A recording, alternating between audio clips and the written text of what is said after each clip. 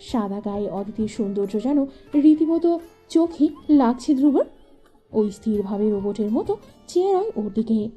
অদিতি হেঁটে একটা ফোনের দোকানে ঢুকছে।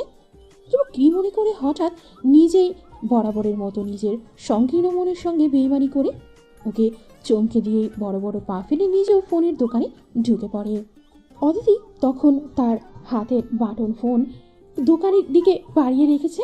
দোকানি ধ্রুবকে দেখে অদিতিকে এড়িয়ে দ্রুত উঠে দাঁড়িয়ে সালাম ঠুকলো। সালাম ধ্রুব ভাই। ধ্রুব মাথা নাড়িয়ে বসতে বলল। অদিতি ধ্রুব নাম শুনে মুহূর্তেই কেমন গুজিয়ে গেল। ওর হাতে স্পষ্ট কাঁপছে, ও কাঁধের ব্যাগটা খামচে ধরে স্থির হয়ে গেল। ধ্রুব ততক্ষণে ওর পাশে এসে হেলান দিয়ে দাঁড়িয়েছে। অদিতির স্পষ্ট ঘ্রাণ শুকছে। ধ্রুবর গ্রা থেকে ভাসছে মাদকের মতো পারফিউমার সুঘ্রাণ। কিন্তু পারফিউমের ঘ্রাণ ধ্রুব যখন দোকানে ঢুকেছে তখনই পুরো দোকানময় ছড়িয়ে গিয়েছিল। ধ্রুব অদিতিকে দেখল। ওকে কাঁপতে দেখে ধ্রুব হেসে উঠল নিঃশব্দে। দোকানি বড় বড় চোখে ধ্রুবর হাসি দেখে স্তব্ধ হয়ে অদিতির দিকে তাকালো। অদিতি তখন ওর বাটন ফোন থেকে সিম খুলছে। দোকানি ওদের দুজনকে দেখে যা বোঝার বুঝে গেল। উনি ধ্রুবর দিকে চেয়ে ভ্রু বাঁকিয়ে অদিতিকে ইশারা করে কিছু বোঝালো। ধ্রুব সম্মতি স্বরূপ হাসল। দোকানি এবার ঠোঁট ভরে হেসে সঙ্গে সঙ্গে পাশে থাকা সহকারীকে তাড়া দেখালো। ওই সবুজ, ম্যাডামরা চেয়ার আয়না দে। ধ্রুব ভাই, আপনি আমার এই সোফায় এসে বসেন। কি খাবেন বলেন? কেক আনাই? আপনি তো খান দেখে সব সময়। ধ্রুব আরও কিছুক্ষণ থাকবে নাকি এখানে? অদিতি আর চোখে ধ্রুবর দিকে ওকে তাকালো। ধ্রুব ততক্ষণে সোফায় গা ছড়িয়ে বসেছে। দোকানি ধ্রুবর কিছু বলার আগেই কোক একটা হাজির করেছে। অদিতির জন্য এনেছে আইসক্রিম। দোকানি অদিতিকে আইসক্রিম সাচ্ছে দেখেও ভীষণ অবাক হলো। অদিতি অপ্রস্তুত ভঙ্গিতে দ্রুত দু হাতে মানা করে বলল, লাগবে না আমার ভাইয়া, আপনি খামোখা এগুলো আনলেন কেন? আমি খেয়ে এসেছি। লজ্জায় পড়ে এমন নানা কথাই বলতে লাগলো। দোকানি শুনল না। জোরপূর্বক হাতে আইসক্রিম ধরিয়ে দিয়ে গাল ভরে হেসে বলল, আমাদের ভাই কিন্তু বাইরে শক্ত হলেও ভিতরে ভীষণ নরম ভাবি। আপনি তারে ভালো রাখেন। ধ্রুব দোকানির এভাবে সরাসরি বলা দেখে খুব খুব করে কেসে উঠল।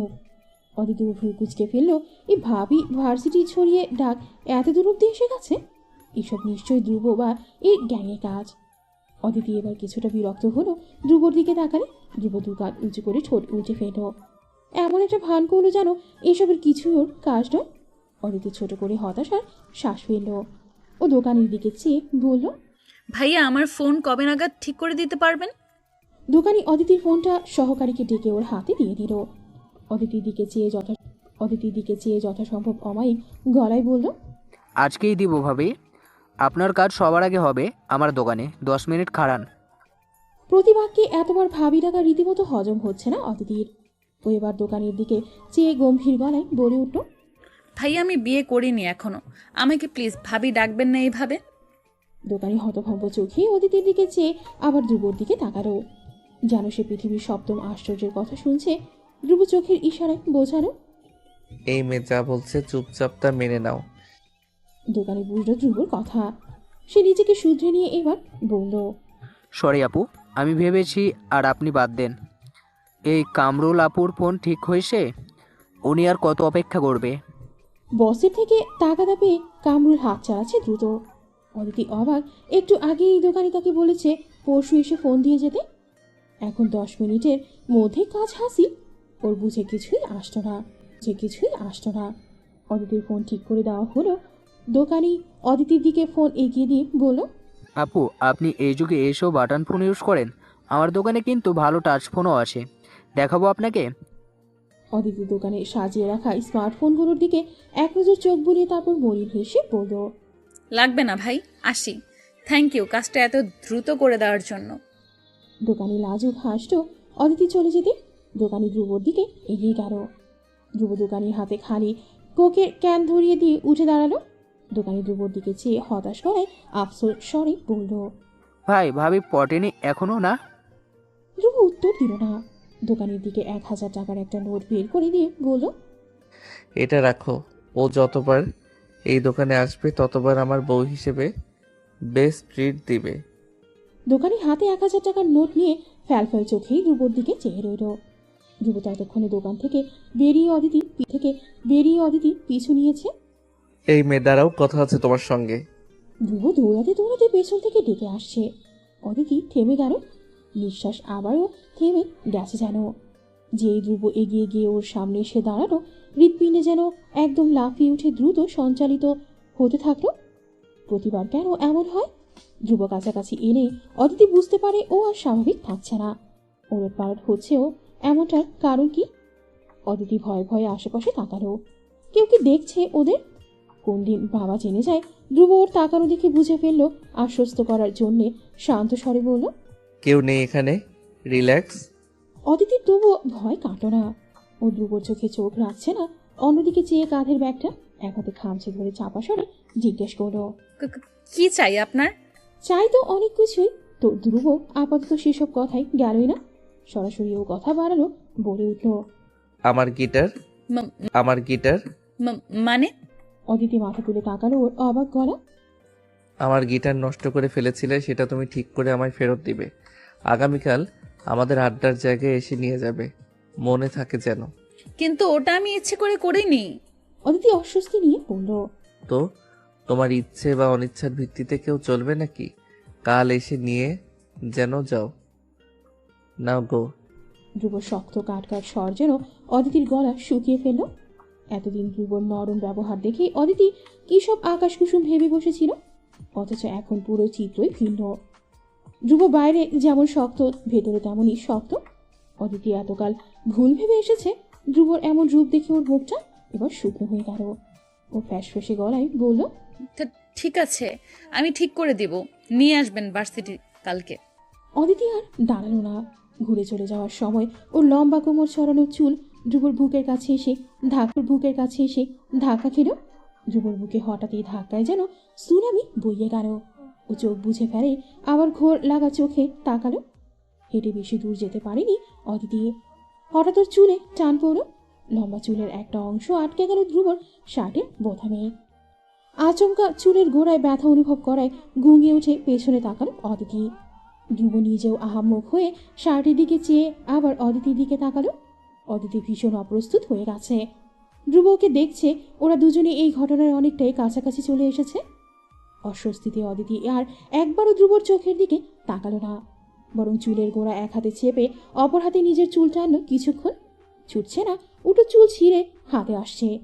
চাইলে অদিতি শার্টের বোতাম থেকে আরাম করে চুল ছাড়িয়ে নিতেই পারে, কিন্তু এদের দুজনেই না চাইতেই একে অপরের আরো কাছে আসতে হবে, যা অদিতি কোনো দিনও চাইবে না। ধ্রুব তীক্ষ্ণ চোখে অদিতির নাচন কদন দেখেই যাচ্ছে।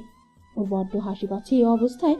যতই অদিতি চায় ধ্রুব থেকে দূরে যেতে, ততই যেন ডেস্টিনি ওদের টেনে জোর করে একে অপরের কাছাকাছি এনে ফেলে। অদিতি চাইলেও যেমন ধ্রুবকে ইগনোর করতে পারেনি, তেমনি ধ্রুব নিজেও না চেয়েও ছুটে এসেছে এতটা পথ।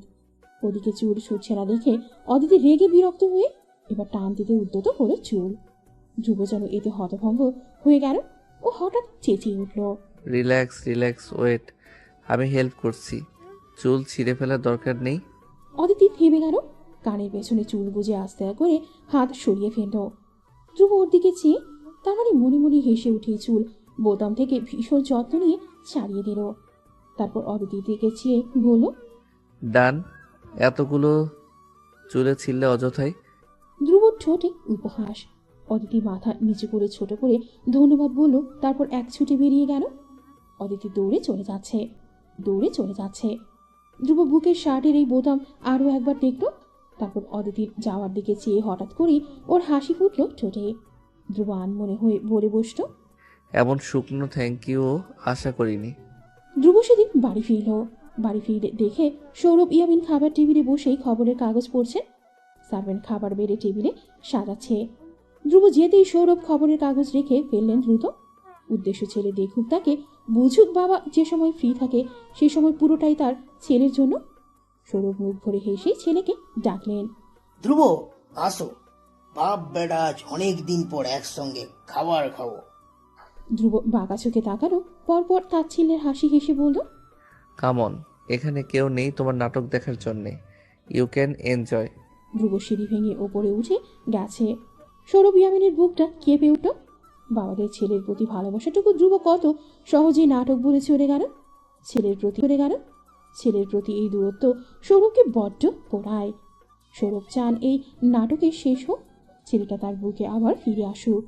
অতীতের ভুলগুলো যদি টাইম ট্রাভেল করে শুধরে ফেলা যেত। সৌরভ যত টাকাই লাগতো উনি সব মুছে ফেলত ধ্রুবর স্মৃতি থেকে। তার ভাবনার মধ্যেই ফোনে কল এলো হঠাৎ। উনি মনটা খারাপ করে কল রিসিভ করেন। ওপাশ থেকে একজন বলল, স্যার, ধ্রুব স্যারকে আজকে একটা মেয়ের সঙ্গে দেখা গেছে। আমার মনে হচ্ছে এটা সেই গুজবের মেয়েটাই। সৌরভের মুখ চোখ হঠাৎ উজ্জ্বল হয়ে গেল। উনি চমকিত গলায় বললেন, মেয়েটা কি অদিতি? অদিতি হায়াত? রাহুল, প্লিজ দ্রুত খবর নাও। আমি নিজে ওই মেয়ের সঙ্গে দেখা করব। আমার ছেলেকে এবার আমি নিজে ওর পছন্দের জিনিস পাইয়ে দিতে চাই। ওপাশ থেকে আরো কিছুক্ষণ কি বলা হলো। সৌরভ কথা বলে কল কাটলেন। ওনার চোখে মুখে অদ্ভুত খুশি খেলা করছে।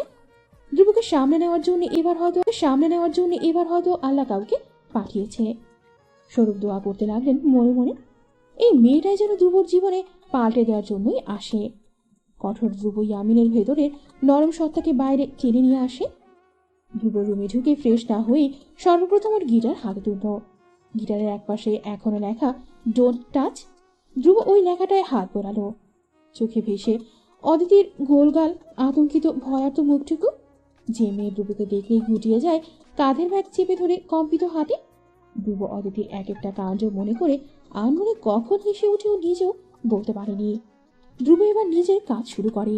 গিটার হাতে নিয়ে নিজের এতদিনের শখের ইনস্ট্রুমেন্টের স্ত্রী দুটো টেনে টুনে আলগা করে ফেলল।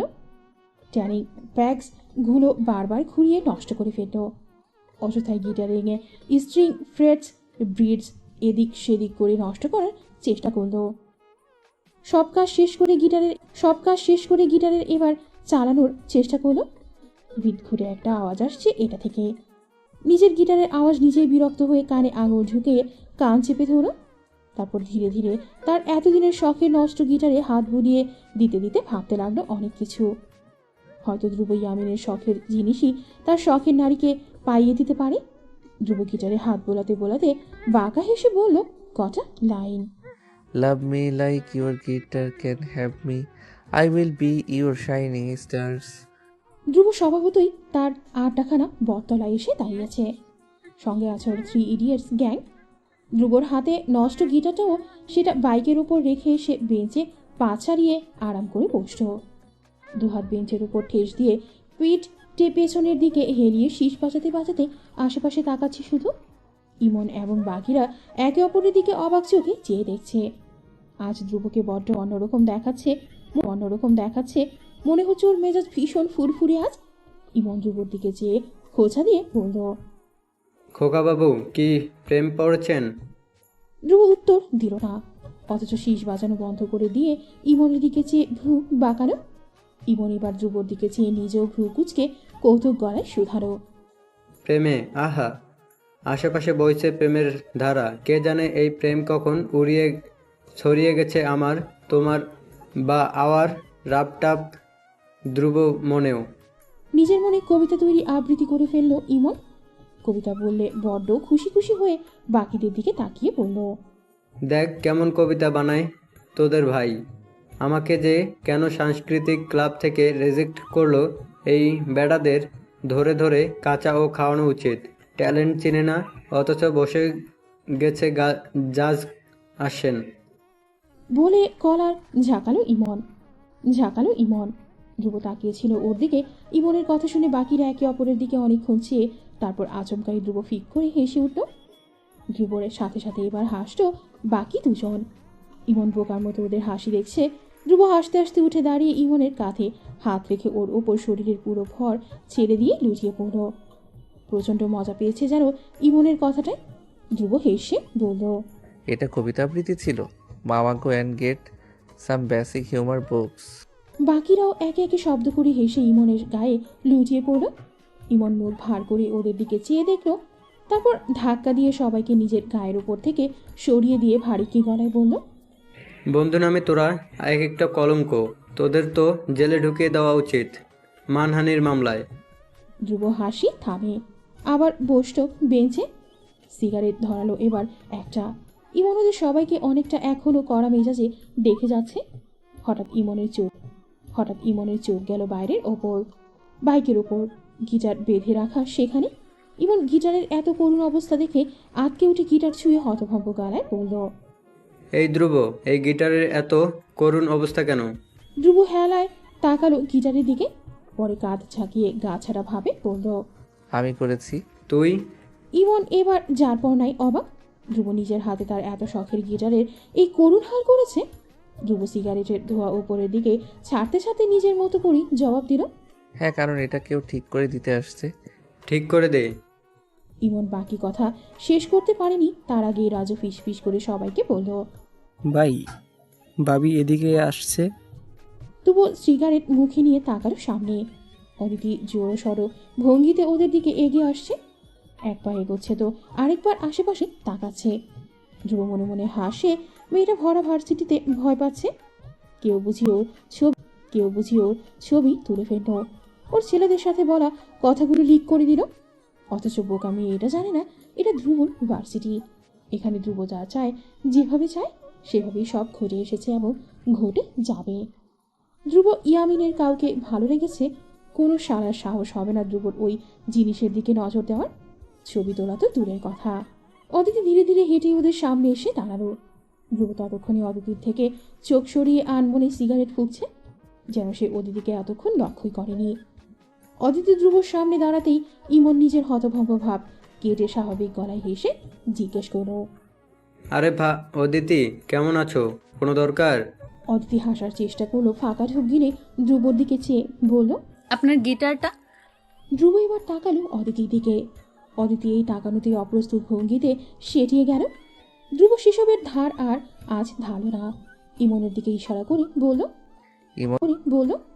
ইমন গিটারটাকে দিয়ে দে। ইমন ধ্রুবর দিকে চেয়ে ভ্রু পাকালো। ধ্রুব নিজের মতো করে বসে আছে। হয়তো এটা ধ্রুবর কোনো প্ল্যান, তাই ইমন আর দুবার ভাবল না। চুপচাপ গিটার ঘুরে অদিতির হাতে ধরিয়ে দিল। অদিতি গিটার হাতে নিয়ে ওটাকে দেখিয়ে রীতিমতো হতভম্ব হয়ে অল্প আওয়াজে চেঁচিয়ে উঠল। আল্লাহ, এ কি অবস্থা এটার? আমি তো এটাকে এতটাও নষ্ট করিনি। ধ্রুব ভ্রু বাঁকিয়ে তাকালো। অদিতি ধ্রুবর ওই চাহনি দেখে বিড়াল ছানার ন্যায় মিনমিন করে থেমে গেল। ও আলগোছে গিটার কাঁধে ঝুলিয়ে পড়ল। আমি ঠিক করে আনবো কালকে। Good girl. ধ্রুব আগের মতোই নির্বিকার। অদিতি তারপর আর একবারও ভুল ক্রমেও তাকালো না ধ্রুবর দিকে। গিটার হাতে চলে যাচ্ছেও। ধ্রুব যেতেই সিগারেট রাস্তায় ফেলে পা দিয়ে পিষে ধরে উঠে দাঁড়ালো। ইমন পাশ থেকে বলল। অযথা মেয়েটাকে জ্বালাচ্ছিস, পছন্দ করলে ডিরেক্ট বলে দে। ধ্রুব বাইকে চেপে বসে ইঞ্জিন চালু করতে করতেই জবাব দিল শান্ত স্বরে। যত জ্বলবে তত ধ্রুবকে চিনবে। যতদিন না ধ্রুবকে চিনছে ততদিন জ্বলুক না। সেদিনের কয়েকদিন পরেই আসে কালচারাল প্রোগ্রামে 2024। এই ফাইনাল দিনটা পুরো বিশ্ববিদ্যালয় যেন আজ নতুন রঙে সেজেছে। সম্পূর্ণ বিশ্ববিদ্যালয় নিয়ন বাতি দিয়ে সাজিয়ে রাখা, হরেক রকম ফুল দিয়ে সদর গেট সাজানো হয়েছে। অতিথিদের বরণ করার জন্যে মালা আনানো হয়েছে। ফুল চকলেটসের ডালা সাজানো হয়েছে। যাকে বলে হই হই রই রই অবস্থা পুরো বিশ্ববিদ্যালয় জুড়ে।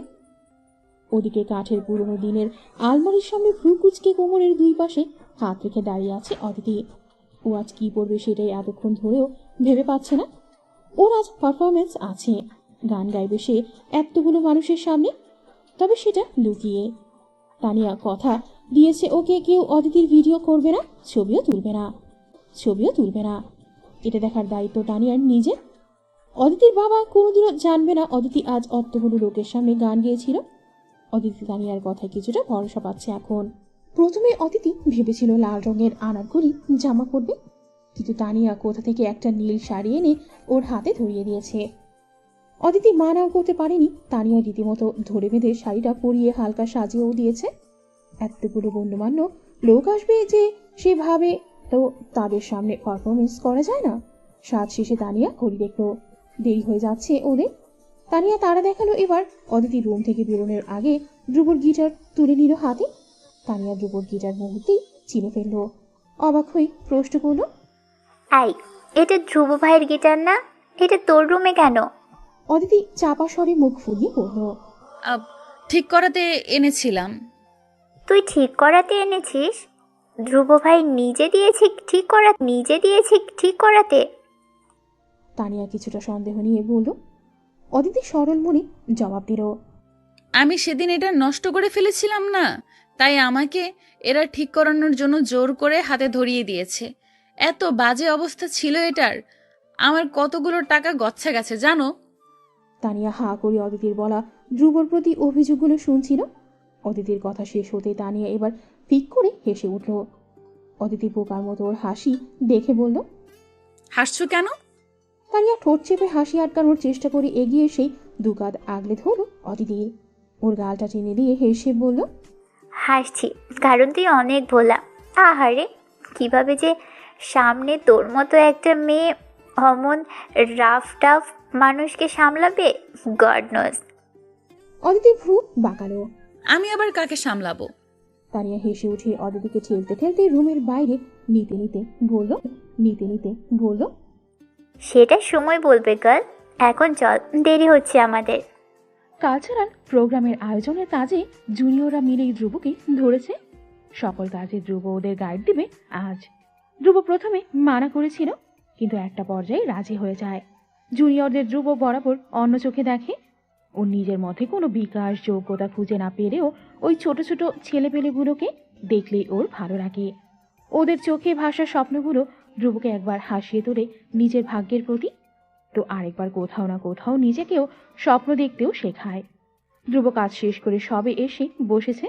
আজ ইমন বাকিরা কেউ নেই। ওরা রেডি হতে হোস্টেলে ফিরেছে। ধ্রুব তাই একাই একটা ছোট মাফিন কেক নিয়ে খেতে খেতে বসেছে বেঞ্চের ওপর। হঠাৎ কয়েকটা জুনিয়র দৌড়ে এসে ধ্রুবর সামনে দাঁড়ালো। ধ্রুব তাকালো ওদের দিকে। এক একজন বলল। ধ্রুব ভাই রেডি হবেন না? প্রোগ্রাম শুরু হয়ে যাবে তো। ধ্রুব নরম কেকে কামড় বসাতে বসাতে বলল। ওসব রেডি হওয়ার ঝামেলায় আমি নেই, আমি আমার জিন্স টি শার্টেই ঠিক আছি। জুনিয়ররা শুনল না, বরং সবাই ধ্রুবকে ঘিরে দাঁড়িয়ে জোরাজুরি করতে লাগলো। ভাই প্লিজ, আজকের দিনটা নিজেকে তৈরি করেন। হিরো লাগবে আপনাকে এই পাঞ্জাবিতে ভাই, হিরো। পাঞ্জাবি দূর হবে, আমার পাঞ্জাবি নেই। ধ্রুব বিরক্ত হলো এবার। জুনিয়র এবার একে অন্যের দিকে চেয়ে কাচুমাচু করতে করতে বলল। ভাই, আমরা আপনার জন্য কিছু এনেছিলাম, যদি রাগ না করেন। ধ্রুব ভ্রু কুচকে মাথা তুলে চাইল। সবার দিকে একবার চেয়ে গম্ভীর স্বরে চাপা রাগ দেখিয়ে বলল। তোরা পিচ্ছি ছেলে পেলে টাকার গাছ লাগাস নাকি? পাগলামি যত সব দূর হ। ধ্রুবর কথা কেউই মানল না, কেউ পা বাড়ালো না সামনে। জুনিয়র একটাকে সবাই মিলেই ইশারা করলো। ছেলেটা ধ্রুবর দিকে ভয় ভয়ে একটা প্যাকেট বাড়িয়ে দিল। ধ্রুব কেকের প্যাকেট দলায় মলাই করে রাস্তায় ফেলে দিয়ে ময়লা হাত জিন্সের ওপরই মুছে প্যাকেট হাতে নিল। প্যাকেট থেকে বেরিয়ে এলো একটা ভীষণ সুন্দর কালো কুর্তি এবং সাদা পায়জামা। ধ্রুব এইসব দেখে ওদের দিকে কড়া মেজাজ নিয়ে তাকালো। বাকিরা ধ্রুবর এমন চাউনি দেখেই গুটিয়ে গেছে ততক্ষণে। ধ্রুব রেগে গিয়ে বলল। এগুলো কি বালসালা এনেছিস? আমাকে এগুলো পড়তে দেখেছিস কোনোদিন? বাপের জন্মে আমি পড়ি না এসব, নিয়ে যা। ধ্রুব প্যাকেটে সবকিছু এলোমেলো করে আবার প্যাকেটে ঢুকিয়ে দিয়ে প্যাকেট বাড়িয়ে দিল জুনিয়র ছেলেটার দিকে। সবাইকে এড়িয়ে চলে যাবে বলে উঠে দাঁড়াতে গেলে সবাই জেদ করে প্যাকেট হাতে দাঁড়িয়ে রইল। অনুনয় করে বলল। নিয়ে নিন না ভাই, আমরা অনেক শখ করে এনেছি, আজ অন্তত একবার পড়েন। একটা ছেলে ধ্রুব সম্পর্কে তখনও তেমন কিছুই জানে না। ও এবার পাকনামি করে সস্তা মস্করা করে বসলো ধ্রুবর সঙ্গে। টিপ্পনি কেটে বলল। ভাই পরে নিন এটা, ভাবিও আজকে আপনার উপরে ক্রাশ খাবে একদম পাক্কা। ছেলেটা কথাটা বলেই ফিক করে হাসল। ধ্রুব ভ্রু কুচকে ফেলল। বাকি জুনিয়রদের তখন মাথায় হাত পড়ল। হতাশ চোখে ভয় ভয় চোখে ধ্রুবকে দেখতে লাগলো ওরা। সবাই একে অন্যের মুখের দিকে তাকাতে লাগলো। ধ্রুব রেগে যাচ্ছে কিনা বোঝা যাচ্ছে না।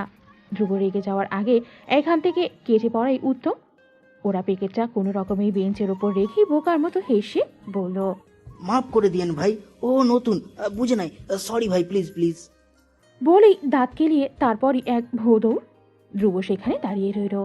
ওর ভেতরে এতক্ষণ হাসি এলেও ছেলে পেলেদের একটু ভয় দেখাতে ইচ্ছে হয়েছে বিধায় অমন জমের মতো মুখ বানিয়েছিল। ছেলেগুলো যেতেই ও কপালে দু আঙুল চেপে হেসে উঠল নিঃশব্দে। প্যাকেট রাখা কুর্তি বের করে গায়ের সঙ্গে মেলাতে মেলাতে ঠোঁট বাঁকিয়ে বলল। সত্যি কি সব ভদ্র সমাজের পোশাক পরলে তুমি আমার প্রেমে পড়বে অদিতি? হ্যাঁ, যত সব ছেলে মানসিকতা। অদিতি শাড়ির কুচি সামনে তানিয়ার সঙ্গে এগোচ্ছিল। তানিয়া ওকে ইনস্ট্রাকশন দিচ্ছিল কিভাবে আজ সবার সামনে পারফর্ম করলে পুরো বিষয়টা সুন্দর দেখাবে। অদিতি মন দিয়ে সেসব শুনছিল। গেট দিয়ে ঢোকার সময় দেখে প্রধান অতিথির গাড়ি এসে পৌঁছেছে ততক্ষণে। তানিয়া সেটা দেখে ওকে দ্রুত টেনে নিয়ে যেতে লাগলো সামনে। পারফর্মার আরেকটা জায়গায় সবাইকে একসাথে রাখা হয়েছে। এখন সাহিত্যিক পারফরমেন্স হবে, তারপরে গানের পালা। অদিতি বসে বসে অপেক্ষা করছে ওর চেয়ারে ঠেস দিয়ে রাখা ধ্রুবর গিটার। ও আশেপাশে চোখ দিয়ে খুঁজছে ধ্রুবকে। আজ একবার এখন অবধি ওই ছেলেকে দেখা গেল না। কোথায় সে কে জানে। অদিতি আশেপাশে ধ্রুবকে দেখতে না পেয়ে দোনামোনা করেই পাশে থাকা তানিয়াকে জিজ্ঞেস করলো। তানিয়া, তাকে দেখেছিস? তানিয়া স্ক্রিপ্ট পড়ছে। ও ছোট গল্পে অভিনয় করবে আজ। অদিতির কথা শুনে স্ক্রিপ্ট পড়তে পড়তে মিটমিট শেষে জবাব দিল। কাকে দেখার কথা বলছিস? আমি তো কখন থেকেই কাউকে দেখছি না। অদিতি তানিয়ার এমন টিটকেরি করায় বিরক্ত হলো, যেমন চাপা গলায় গিটারের দিকে ইশারা করে বলল, এই গিটারের মালিককে? আমাকে এটা ধরিয়ে দিয়ে নিজেই লাপাত্তা। একটু পরেই আমার পারফরমেন্স আসবে। এখন এটা যদি কেউ চুরি করে নিয়ে যায়, তখন আবার আমাকেই ধরবে। তানিয়া সব শুনে স্ক্রিপ্টে মন দিয়ে দাঁত দিয়ে নখ খুঁড়তে খুঁড়তে জবাব দিল। ডোন্ট ওয়ারি অদিতি, ধ্রুব ভাইয়ের গিটার তো কেউ চুরি করবে না, রিল্যাক্স। অদিতি শূন্য। ও তবুও নিশ্চিন্ত হতে পারছে না। হাফ ছেড়ে মুখ বাজার করে কিছুক্ষণ বসে রইল। তারপর কি মনে করে আবার সোজা হয়ে উঠে দাঁড়ালো। গিটার হাতে এবার হেঁটে হেঁটে খুঁজতে লাগলো ধ্রুবকে। আশেপাশে ওর চোখ দুটো খুঁজতে লাগলো ওই বকাঠে গুন্ডা একঘুয়ে মানুষটাকে। হঠাৎ কেউ পেছন থেকে এই ধ্রুব বলে ডেকে ওঠে। অদিতি ডাকের উৎস অনুসারে সামনে তাকালো। ওটা কি ধ্রুব? ধ্রুব ইয়ামিন? অদিতির বুক ধপাস করে যেন লুটিয়ে পড়ল। গায়ের সমস্ত লোম দাঁড়িয়ে গেল সম্ভবত। ধ্রুব ইয়ামিন আজ কালো রঙের কুর্তি পরেছে। আজ অবাক করা ব্যাপার হিসেবে অত্যন্ত ডিসেন্ট ভঙ্গিতে ওর এলোমেলো চুল জেল দিয়ে সেট করা, কুর্তির হাতা ফোল্ড করে রাখা, যার দরুন হাতের পুরুষারি লোম ভেন্স দেখা যাচ্ছে। কি সুন্দর দেখতে লাগছে সেগুলো। অদিতি চোখ বড় বড় করেই ধ্রুবর দিকে চেয়ে রইল বেহায়া চূড়ান্ত নির্লজ্জের মতো। ধ্রুব আসছি বলে বড় বড় পা ফেলে এগোচ্ছিল। অদিতির পাশ দিয়ে যাওয়ার সময় ওর নাকে ধ্রুবর ম্যান পারফিউমের কড়া ঘ্রাণ ভেসে আসে। অদিতি মুহূর্তের মধ্যে মোহে পড়ে যায় যেন। নিজের স্বভাবের বাইরে গিয়ে পেছন ঘুরেও আবারও তাকিয়ে থাকে ধ্রুবর দিকে। ধ্রুব কথা বুঝিয়ে কথা বলার ফাঁকে হাত নাড়াচ্ছে নিজস্ব ভঙ্গিতে। মাঝে মধ্যে কপাল চুলকে নিঃশব্দে হাসছে। আশেপাশে যেতে অনেকেই সালাম দিচ্ছে তাকে। সে হাত উঁচু করে ওদের ইশারা করে দেখাচ্ছে। সবকিছু অদিতির নজরে এলো। পুরোটা সময়ও অদ্ভুতভাবে নির্লজ্জের মতোই চেয়ে রইল ধ্রুব ইয়ামিনের দিকে। অদিতি ভুলে গেল ওর পারফরমেন্স আছে, সঙ্গে এও ভুলে গেল ও কেমন ফ্যামিলি থেকে এসেছে।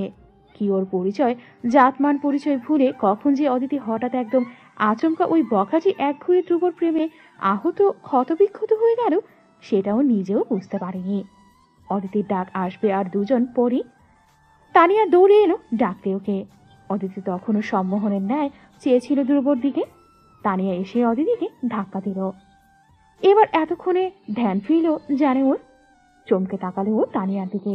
তানিয়া বিরক্ত হয়ে বলল, তোর পারফরমেন্স আছে আর 10 মিনিট পরেই, দৌড়ে যা সামনে। অদিতি লজ্জায় পড়ে গেল। এভাবে ও একটা বাইরের ছেলের দিকে চেয়েছিল এতটা সময়। ছি, ভাবতেই গায়ে কাটা দিল ও যেন। অদিতি মুখটা অপরাধ বোধে লুকিয়ে ফেলল। গিটার দেখিয়ে বলল, এটা দিয়ে আসি আমি, তুমি এখানে অপেক্ষা করো প্লিজ। দ্রুত যা। তানিয়া তারা দেখালো। অদিতি শাড়ির গুছি এক হাতের সামনে, অপর হাতে গিটার নিয়ে এগিয়ে গেল ধ্রুবর দিকে। যতই ধ্রুবর দিকে এক পা এগোচ্ছে, ওর বুকের ধুকপুকানি ততই বাড়ছে, যেন হৃৎপিণ্ড ফেটে বেরিয়ে আসবে এখনই। ওর মনের মধ্যে যেন ভয়াবহ ঝড় বইছে। যে কোনো মুহূর্তেই ও এখানে এই অবস্থাতেই লুটিয়ে যাবে। অদিতি নিজেকে সামলাতে পারছে না আজ। ধ্রুবকে যতবার দেখছে ও অন্যমনস্ক হয়ে যাচ্ছে শুধু। অদিতি তবুও নিজেকে শক্ত করে এগিয়ে গেল। ধ্রুবর পেছনে দাঁড়িয়ে ডাকলো, শুনুন। অদিতির গলা কাঁপছিল। ধ্রুব কথা বলার মধ্যে ফিরে তাকালো। নীল শাড়ি পরা অদিতিকে আপাদমস্তক দেখে ওর চোখ হঠাৎ করেই ছানা পড়া হয়ে গেল। বুকটা যেন ধক করে উঠল। ধ্রুব তবুও নিজেকে সামনে গলার স্বর স্বাভাবিক রেখে বলল, বলো। অদিতি গিটার বাড়িয়ে দিল।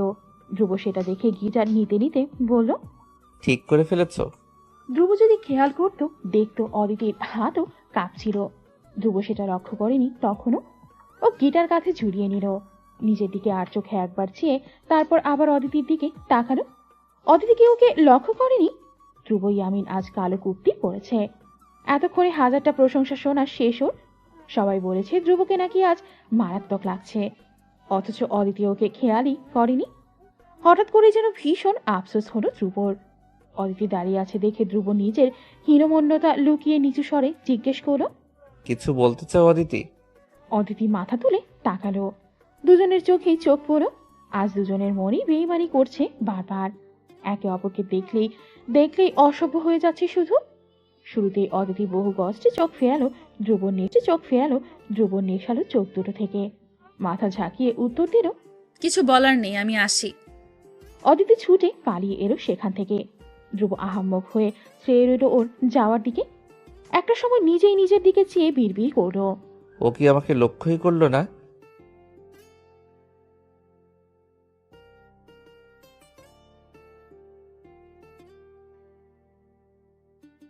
আয়োজন সে রাতে অত শত মানুষের সামনে বারবার অদিতির চোখ পড়ে যাচ্ছিল ধ্রুবর উপর। ধ্রুব হাঁটছে ব্যস্ত ভীষণ আজ। বারবার ওকে অর্ডার দিচ্ছে। সবকিছু কেমন অধৈর্যের মতো দেখে যাচ্ছে অদিতি। মাঝে মধ্যে ধ্রুব নিজেও এদিকে তাকালে সঙ্গে সঙ্গে ও চোরের মতো চোখ সরিয়ে মুখ লুকিয়ে ফেলে। ধ্রুব তখন মাথার একটু নিচু করে মৃদু হেসে আবারও কোনা চোখে চায়। ম্যাডামের নজরে পড়েছে তাহলে সে।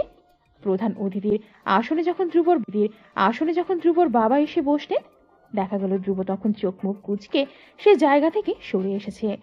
ধ্রুবর বাবাকে নিয়ে স্যাররা নানা ভালো কথা শোনাচ্ছিলেন সবাইকে। ছেলে হয়েও সেদিকে ওর একটুও মন নেই। ও নিজের মতো করে সবকিছু থেকেই অনেকটা দূরে এসে সিগারেট ধরালো। হঠাৎ করে মেয়ে কাউকে কেসে ওঠার শব্দে ধ্রুব সিগারেট মুখে ধরিয়ে পাশে তাকালো।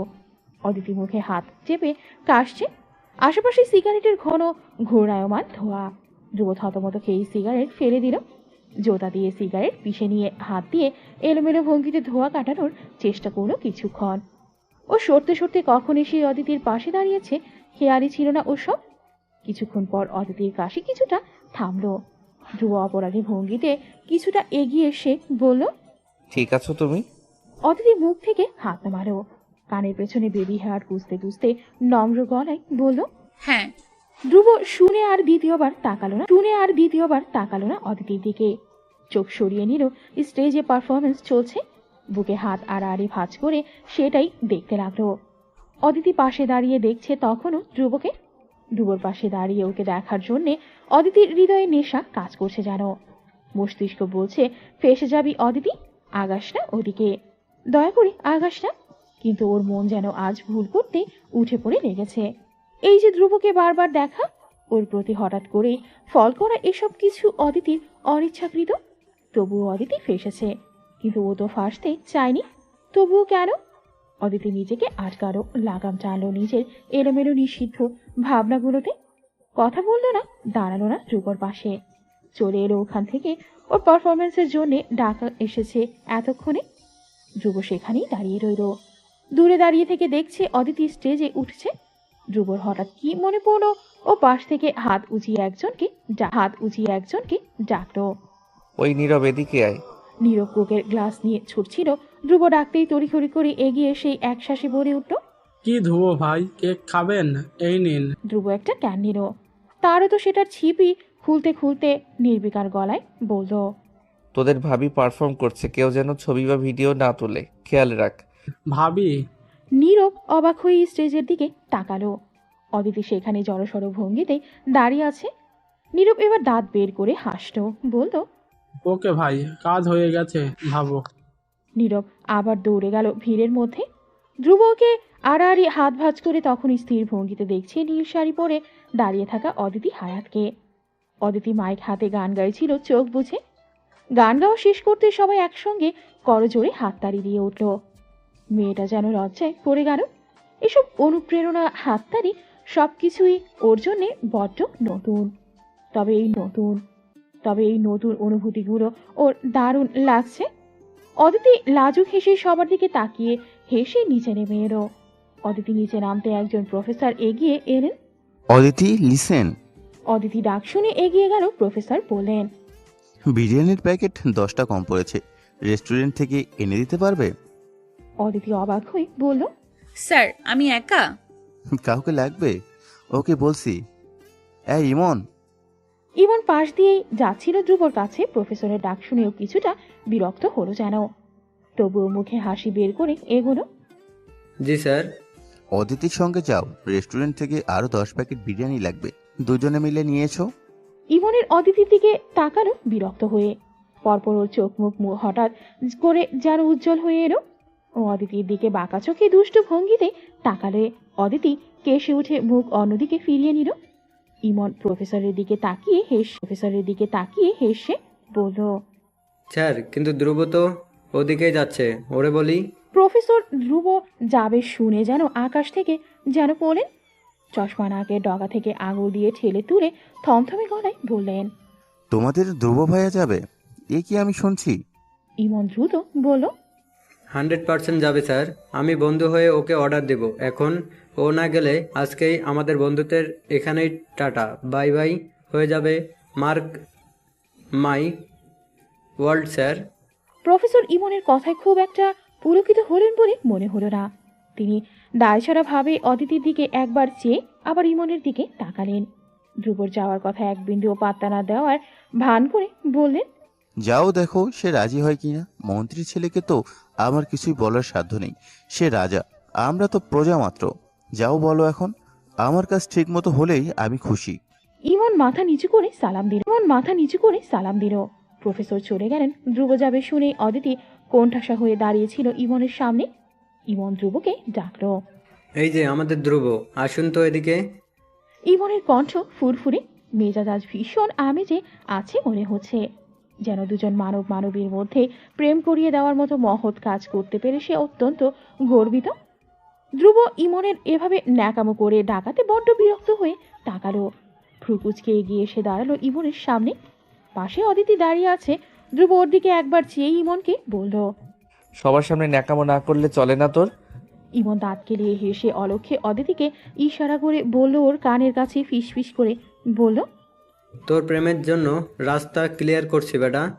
অদিতি রেস্টুরেন্টে যাবে বিরিয়ানির প্যাকেট আনতে, তুই ওরে কোম্পানি দিবি। ধ্রুব কান সরিয়ে ফেলল ইমনের কাছ থেকে। অদিতির দিকে ভ্রু বাঁকিয়ে চেয়ে বলল, তুমি রেস্টুরেন্টে যাচ্ছ? অদিতি ঢোক গিলে আস্তে করে মাথা নাড়ল। জি। ধ্রুব ইমনের দিকে তাকাতেই ইমন চোখ টিপল। রাস্তা ক্লিয়ার। ধ্রুব ইমনের এমন অদ্ভুত রকম ন্যাকামো দেখেই চোখ উল্টে ফেলে হতাশ শ্বাস ছাড়ে। তারপর নিজেও ন্যাকামোর চূড়ান্তে গিয়ে অদিতিকে শুনিয়ে বলল, তো তুই জান আমাকে টানছিস কেন এখানে?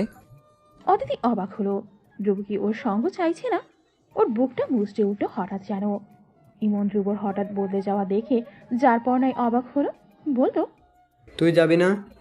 ধ্রুব ভ্রু বাঁকালো, ইশারা করলো কিছু। ইমন সঙ্গে শুদ্ধে গিয়ে বলল, না রে, আমার কাজ আছে। ওই গেটের দিকে নজর দিতে হবে এখন। ফুল বেলুন নাকি কে যেন ছিঁড়ে নিয়ে যাচ্ছে, প্রফেসর থাকতে বলেছে। ধ্রুব ইমন অদিতির আড়ালে একে অন্যের দিকে চেয়ে হেসে উঠল নিঃশব্দে। ইমন এটা বলার পরপরই দৌড় লাগালো সামনে। ও যেতেই ধ্রুব ওর ডান হাতটা জেন্টলম্যানের মতো এগিয়ে সামনে গিয়ে ইশারা করে বলল, লেডিস ফার্স্ট। অদিতি ধ্রুবর হাতটা দেখলো, যা ধ্রুব রাস্তার দিকে ইশারা করে আছে। অদিতি মনে মনে আরো একবার ভীষণ মুগ্ধ হলো। ও মৃদু হেসে আবার দ্রুত হাসি ঢুকিয়ে ফেলে এগিয়ে গেল সামনে। ধ্রুব হাত আবার সরিয়ে নিয়ে পেছন হাঁটছে। রেস্টুরেন্ট পাশেই যেহেতু ওরা হাঁটছে দুজন ফুটপাথ ধরে। অদিতি বারবার এদিক ওদিক তাকাচ্ছে, কেউ ওদের দেখছে। ধ্রুব হয়তো সেটা লক্ষ্য করলো। ও সামনের রাস্তার দিকে চেয়ে হেঁটে বলে উঠল, তুমি কোনো সেলিব্রিটি নও যে সব জায়গায় মানুষজন তোমার ছবি তোলার জন্য ডেসপারেট হয়ে থাকবে। ধ্রুবর আচমকা বলা কথাই চমকে উঠল অদিতি। লজ্জায় পড়ে গিয়ে নিজেকে স্বাভাবিক করার চেষ্টা করে বেবি হেয়ারগুলো কানের পেছনে গুজতে নিচু গলায় বলল, তেমনটা নয়, আমি তো এমনি। বাবাকে অনেক ভয় পাও রাইট? ধ্রুব নির্বিকার গলা। অদিতি অবাক হলো, ধ্রুব ওর ফ্যামিলি সম্পর্কে এসব কিভাবে জানে? অদিতি ধ্রুবর দিকে অবাক চোখে চেয়েছিল। ধ্রুব সেটা বুঝতে পেরেছে হয়তো। ও অদিতির দিকে তাকালো, এতক্ষণে বলল, অবাক হওয়ার কিছু নেই। যেদিন গুজব শুনে কেঁদে কেঁদে আমার কাছে এসেছিলে সেদিনই বুঝেছিলাম।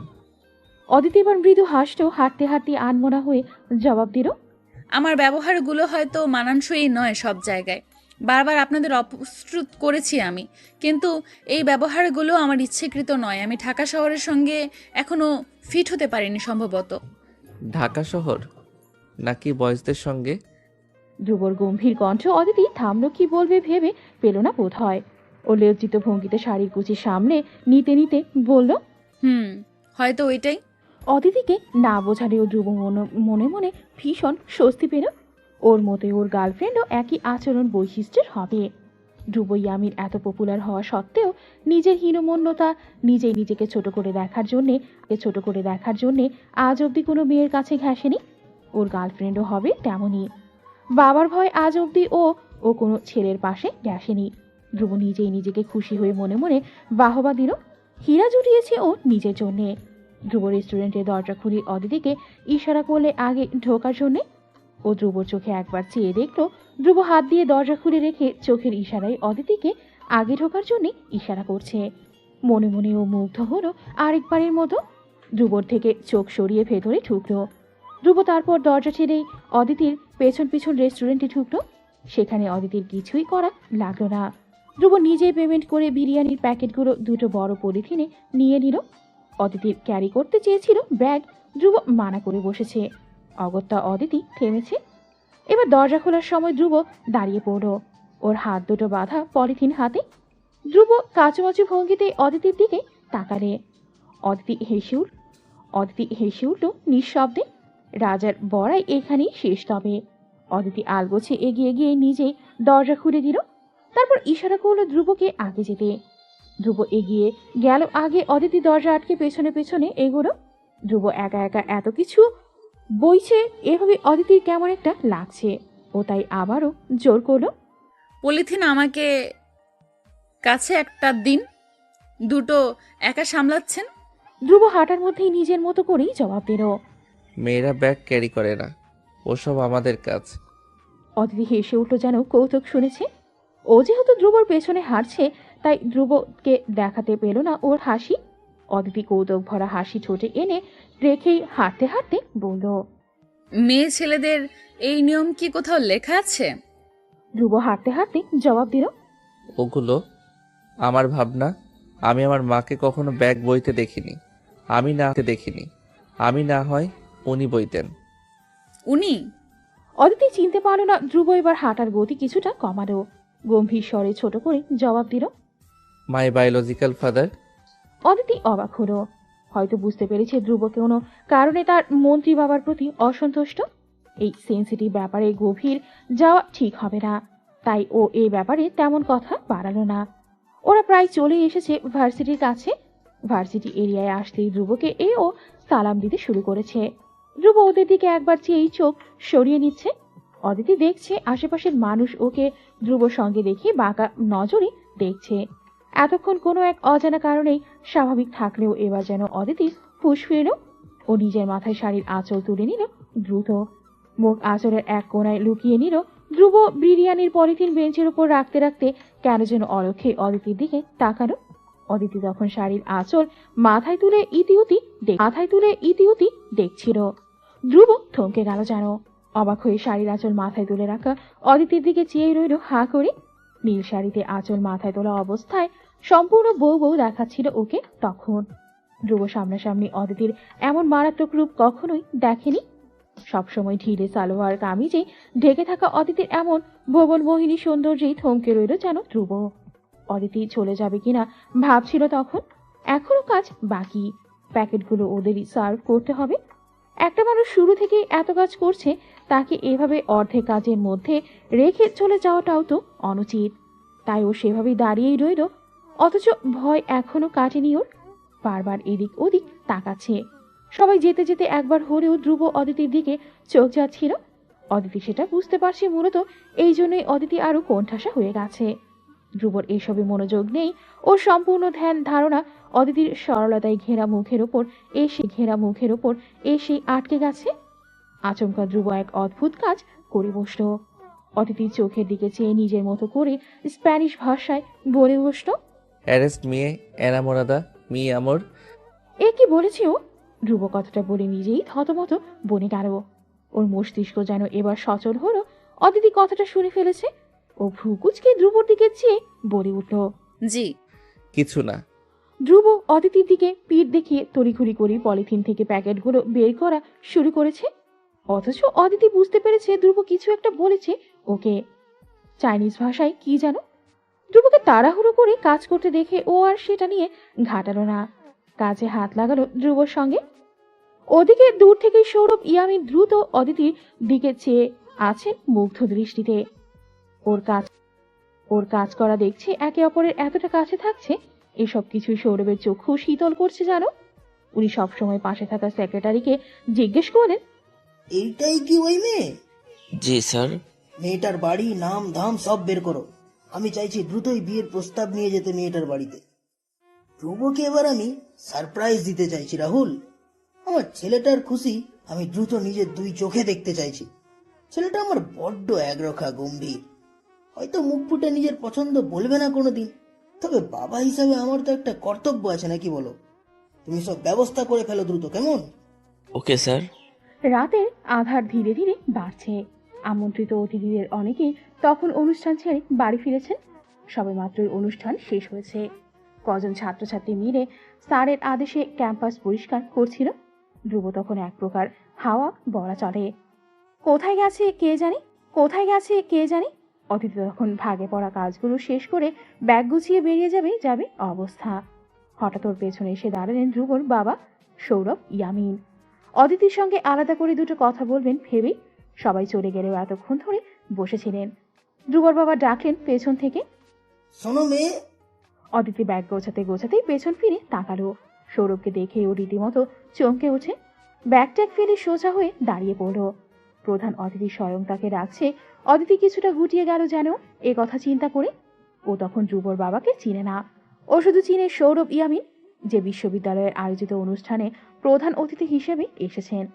সৌরভের ডাকেই অদিতি 7 পাঁচ চিন্তা করে এগিয়ে গেল, গলার স্বর নিচু করে বলল, আসসালামু আলাইকুম স্যার। ধ্রুবর বাবা অদিতিকে জহুরি চোখে আগাগোড়া দেখলেন। বাবা হিসেবে ওনার ছেলেকে তো উনি চেনেন। চূড়ান্ত বেয়াদব, উগ্র বখাটে একটা ছেলে কেমন মেয়েকে ভালোবেসেছে সেটা উনি একবার পরীক্ষা করে দেখে নিচ্ছেন। নীল রঙা শাড়ি পরা মোটামুটি ছিমছাম ঘরনের একটা মেয়ে, মুখে আজকাল যুগের ছেলে মেয়েদের মতো একগাদা মেকআপ নেই, সামান্য কাজল চোখে, মুখের আদল ভারী মিষ্টি, সরল ভীষণ। এই অনুষ্ঠানে অনেক মেয়ে ছেলে শাড়ি টাইট ফিট করে পরে এসেছিল। আজ কজন কোমর দেখিয়ে নেচেছে সবার সামনে। অথচ এই মেয়ের এতটা মার্জিতভাবে শাড়ি পরা ওনাকে ওনার মরহুমী স্ত্রীর কথা মনে করিয়ে দিচ্ছে আজ। কারিশমা এভাবেই গা ঢেকে কোমরের দিকের শাড়িতে ডজন সেফটি পিন লাগিয়ে মার্জিতভাবে শাড়ি পরত। আজ অব্দি কেউ বলতে পারেনি কারিশমার গায়ের বাট কেমন ছিল। এতটা মার্জিত ছিল যে এই মেয়েটাও তেমনি অত্যন্ত মার্জিত। আজকাল ঢাকা শহরে কিছু বকে যাওয়া মেয়ের ন্যায় নয়। ব্যাস, সৌরভের বাবা মনটা অদিতিকে দেখে ভীষণ তুষ্ট হলো। সম্ভবত ছেলের বউ হিসেবে অদিতির মধ্যেই নিজের স্ত্রীর গুণগুলো উনি দেখেছেন। সৌরভ কণ্ঠে মায়া ঢেলে বলেন, কেমন আছো তুমি মা? অদিতি অবাক। উনি অদিতির ভালো মন্দ কেন জিজ্ঞেস করছেন, তবুও সম্মান রক্ষার্থে অদিতি জবাব দিল, জি ভালো স্যার, আপনি? সৌরভ যার পর নাই খুশি হলেন অদিতির আলাপে। হাসি খুশি মুখে জবাব দিলেন, হ্যাঁ ভালো আছি মা। তোমার বাড়ি কোথায়? অদিতি তখনও অবাক, ও জবাব দিল, লক্ষ্মীপুর।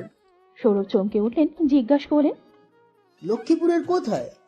অদিতি জবাব দিল, ইসলামপুর স্যার। সৌরভ হুট করে কিছু যেন মনে পড়ে গেল। উনি বিস্মিত হয়ে বলেন, আরে ওখানে তো আমি গিয়েছিলাম একদিন আমার জওয়ান বয়সে, বন্ধু বান্ধব নিয়ে। আমার একটা প্রজেক্টের কাজ ছিল তোমাদের গ্রামে। গ্রামটা অনেক সুন্দর ছিল, আমরা ভীষণ এনজয় করেছিলাম। অদিতি অবাক হয়েছে বটে, দুনিয়াটা আসলেই গেল গোল। ও ভদ্রতার খাতিরে বলল, আরেকবার ওদিকে গেলে আমাদের বাড়িতে যাবেন স্যার। সৌরভ যেন হাতে চাঁদ পেলেন, খুশিতে গমগম করে উঠে বললেন, হ্যাঁ অবশ্যই, তোমার বাবার নাম আর বাড়ির ঠিকানাটা দিও। আমি ওদিকে বেড়াতে গেলে তোমাদের বাড়িতে ঘুরে আসতে চাই। পুরোনো দিনটা আবার ফিরে পেতে কার না ভালো লাগবে বলো তো। অদিতি এবার কিছুটা হীনমন্যতায় ভুগতে লাগলো। ওদের ওই ছোট বাড়িতে অত বড় গণ্যমান্য মানুষ যাবেন, ওদের বাড়িতে গেলে ওরা তো সেইভাবে ওনার খেয়ালই রাখতে পারবেন না। অদিতি কিছুটা দোনমনা করতে করতে বলল। হঠাৎ কোথা থেকে ধ্রুব বড় বড় পা ফেলে এগিয়ে গেল ওদের দিকে। সৌরভ আগ বাড়িয়ে অদিতিকে কিছু বলতে যাবেন, ধ্রুব তখন ওদের সামনে দাঁড়ানো এসে। ওর শ্বাস প্রশ্বাস অশান্ত, চোখ দুটো মারাত্মক লাল।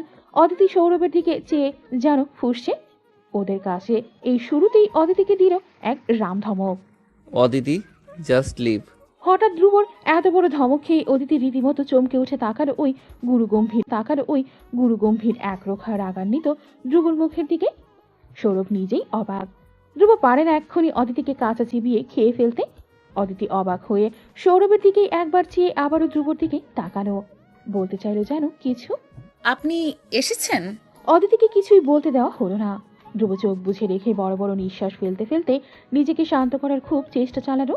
পরপর চাপা স্বরে রাগী কণ্ঠে এটুকু বলল, অ্যান্ড সেইট লিভ রাইট নাও। ধ্রুবর এমন অদ্ভুত ব্যবহারগুলো অদিতির কাছে সম্পূর্ণ নতুন। ধ্রুব ওর মতো স্বল্প পরিচিত এক মেয়ের সঙ্গে এভাবে কথা বলছে, ভাবতেই অবাক হচ্ছে অদিতি। অদিতি অপমানিত ভঙ্গিতে সৌরভের দিকে তাকালো। ভদ্রলোকের মুখটা শুকনো লাগছে, ভয়ঙ্কর অপমানিত বোধ করছেন যেন। অদিতি বুঝলো না ধ্রুব হঠাৎ এমন করে রেগে গেল কেন, তাও একজন গণ্যমান্য অতিথিকে অপমান করছে। অদিতি ধ্রুবর রক্তচক্ষু দেখে কিছু জিজ্ঞেস করার সাহস পেল না। সৌরভকে আস্তে করে সালাম করে চলে গেল এখান থেকে। ও যেতেই ধ্রুব এবার চোখ লাল নিয়ে দৃষ্টি ফেলল সৌরভের দিকে। ধ্রুব যেন নিজের মাঝেই নেই, কিছু একটা হারিয়ে ফেলার ভয় ও নিদারুণ ভাবে জর্জরিত। সৌরভ ছেলের কাছে কিছুটা বিরক্ত হয়ে বললেন, আমরা কথা বলছিলাম। ধ্রুব হাসলো অতিষ্ঠ ভঙ্গিতে, কোমরে এক হাত রেখে আরেক হাতে বাম চোখে ডলে আবার সৌরভের দিকে তাকালো। তারপর তাচ্ছিল্য নিয়ে বলল, কথা বলছিলেন অদিতির সঙ্গে? কেন, হঠাৎ ওর সঙ্গে কি আপনার পছন্দ হয়েছে? ওকেও বিয়ে করতে চাইছেন? সৌরভ নিজের ওরসজাত সন্তানের মুখে এমন সস্তা ছোট রেগে কথা শুনে ভয়ঙ্কর লজ্জায় পড়ে গেলেন। ছেলের মুখে ছেলের বউ নিয়ে এমন কথায় তার কান থেকে ধোঁয়া বের হতে লাগলো। উনি এত বড় কথা সহ্য করতে পারলেন না, আঙুল উঁচিয়ে শাসিয়ে উঠলেন ছেলেকে। ভদ্রভাবে কথা বলো ধ্রুব, ও আমার মেয়ের বয়সী। ধ্রুব হাসে ভ্রু বাঁকিয়ে নিজস্ব ভঙ্গিমায় পড়ে, মিস ত্রিনাও তো আমার জানা মতে তোমার মেয়ের বয়সী ছিল, রাইট? ওকে বিয়ে করতে পারলে অদিতি কেন নয়? সৌরভ চোখ রাঙালেন, বললেন, টিনা মোটেও মেয়ের বয়সী ছিল না। ওর আমার এজ গ্যাপ সবে 13 বছরের। সেখানে আমার আর তোমার আপন মায়ের সঙ্গে বয়সের গ্যাপ ছিল 10 বছর। রাগে বিবেক হারিয়ে ফেলো না ধ্রুব। ওহো, ওপস, ভুল হয়ে গেল। ধ্রুব হাসি যেন মস্করা করছেন সৌরভ ওর সঙ্গে। সৌরভ নিজের রাগ সামলালেন। ছেলের এমন উচ্ছৃঙ্খল আচরণের জন্য যদি কেউ সবচেয়ে বেশি দায়ী হয় তবে সেটা উনি নিজে। কথাটা আর কেউ না জানুক, উনি তো জানেন। তাই উনি ধীরে গলায় ছেলের ভুল বোঝাটা শুধরে দিতে চাইলেন, বললেন, তোমার জন্য অদিতির বাড়িতে আমি বিয়ের প্রস্তাব নিয়ে যেতে চাইছিলাম ধ্রুব, বুঝলে? ধ্রুব হতভম্ব হয়ে তাকালো সৌরভের দিকে, চূড়ান্ত অবাক হয়ে বলল, তোমাকে কোনো ব্লাডি রাস্কেল বলেছে আমি অদিতিকে বিয়ে করতে চাই? সৌরভ বললেন, বাবা হই আমি তোমার। তোমার চোখ দুটো আমার চেনা আছে। বাবা হই? হো গড। ধ্রুব আবারও কপাল চুকে অতিষ্ঠভাবে হাসে, তারপর বহু কষ্টে হাসি থামিয়ে বলে বসল, বাবা যদি হতেই তাহলে আমার মা অসুস্থ থাকা অবস্থায় পরকিয়া করে বেড়াতে না। আমার মা ক্যান্সারে বিছানায় শুয়ে কাতরে যাচ্ছিল, আর তুমি তার ওই নাজুক অবস্থায় ঘরের বাইরে মেয়ে নিয়ে ফুর্তি করে বেড়াচ্ছিলে। সৌরভ হতভম্ব, ছেলের এহেন বিশ্বাসে তিনি বিস্ময় নিয়ে বললেন, আমি পরকিয়া করিনি ধ্রুব। টিনার সঙ্গে আমার দেখা হওয়ার অনেক আগে হলেই আমি তোমার মা মারা যাওয়ার পরেই ওকে ভালোবেসেছি। ও কখনোই তোমার মা জীবিত থাকা অবস্থায় আমাদের দুজনের মাঝে আসেনি, বুঝলে? ধ্রুব হাসলো টিটকারি করে বলল, ও তাই তো, মা মারা যাবার 2 মাস পরেই আমার ঘরে সৎ মা এমনি এমনি এসে গেছিল, রাইট? সৌরভের রাগ লাগছে তবুও আজ সব বলা দরকার এই ভেবে বললেন, বিয়েটা আমি তোমার জন্যই করেছি ধ্রুব, তুমিও সেটা জানো। আমাদের ঘরটা নারীবিহীন উচ্ছন্নে চলে যাচ্ছিল, তুমি বিপথে চলে যাচ্ছিলে, তাই আমি আমাদের সবার কথা ভেবেই। ধ্রুব সৌরভের দিকে চেয়ে চেঁচিয়ে উঠে এবার। না, তুমি শুধু স্বার্থপরের মতো নিজের চিন্তা করে বিয়ে করেছিলে। আমাকে এখানে খবরদার টানবে না। আমার ভালো তুমি কোনোদিনই চাওনি। সবার মধ্যে এভাবে চিৎকার করে কথা বলায় সৌরভ লজ্জায় আশেপাশে তাকালেন। কেউ নেই এদিকে। তবুও তিনি আর ভরা মজলিসে অপমানিত হতে চাইলেন না। এখন ধ্রুব অন্ধভাবে ওনার প্রতি রেগে আছে। যে রাগ শুরু হয়েছিল ধ্রুব যখন 10 বছর বয়স, আজ ধ্রুব 25 বছরের ছেলে। এতটা বছর সে অনেক যত্ন নিয়ে বাবার প্রতি এই রাগ অভিযোগগুলো পুষেছে। এত সহজে এগুলো মিটবে না। ওকে এখন কিছু বোঝানো মানে শুধু শুধু সময় নষ্ট করা।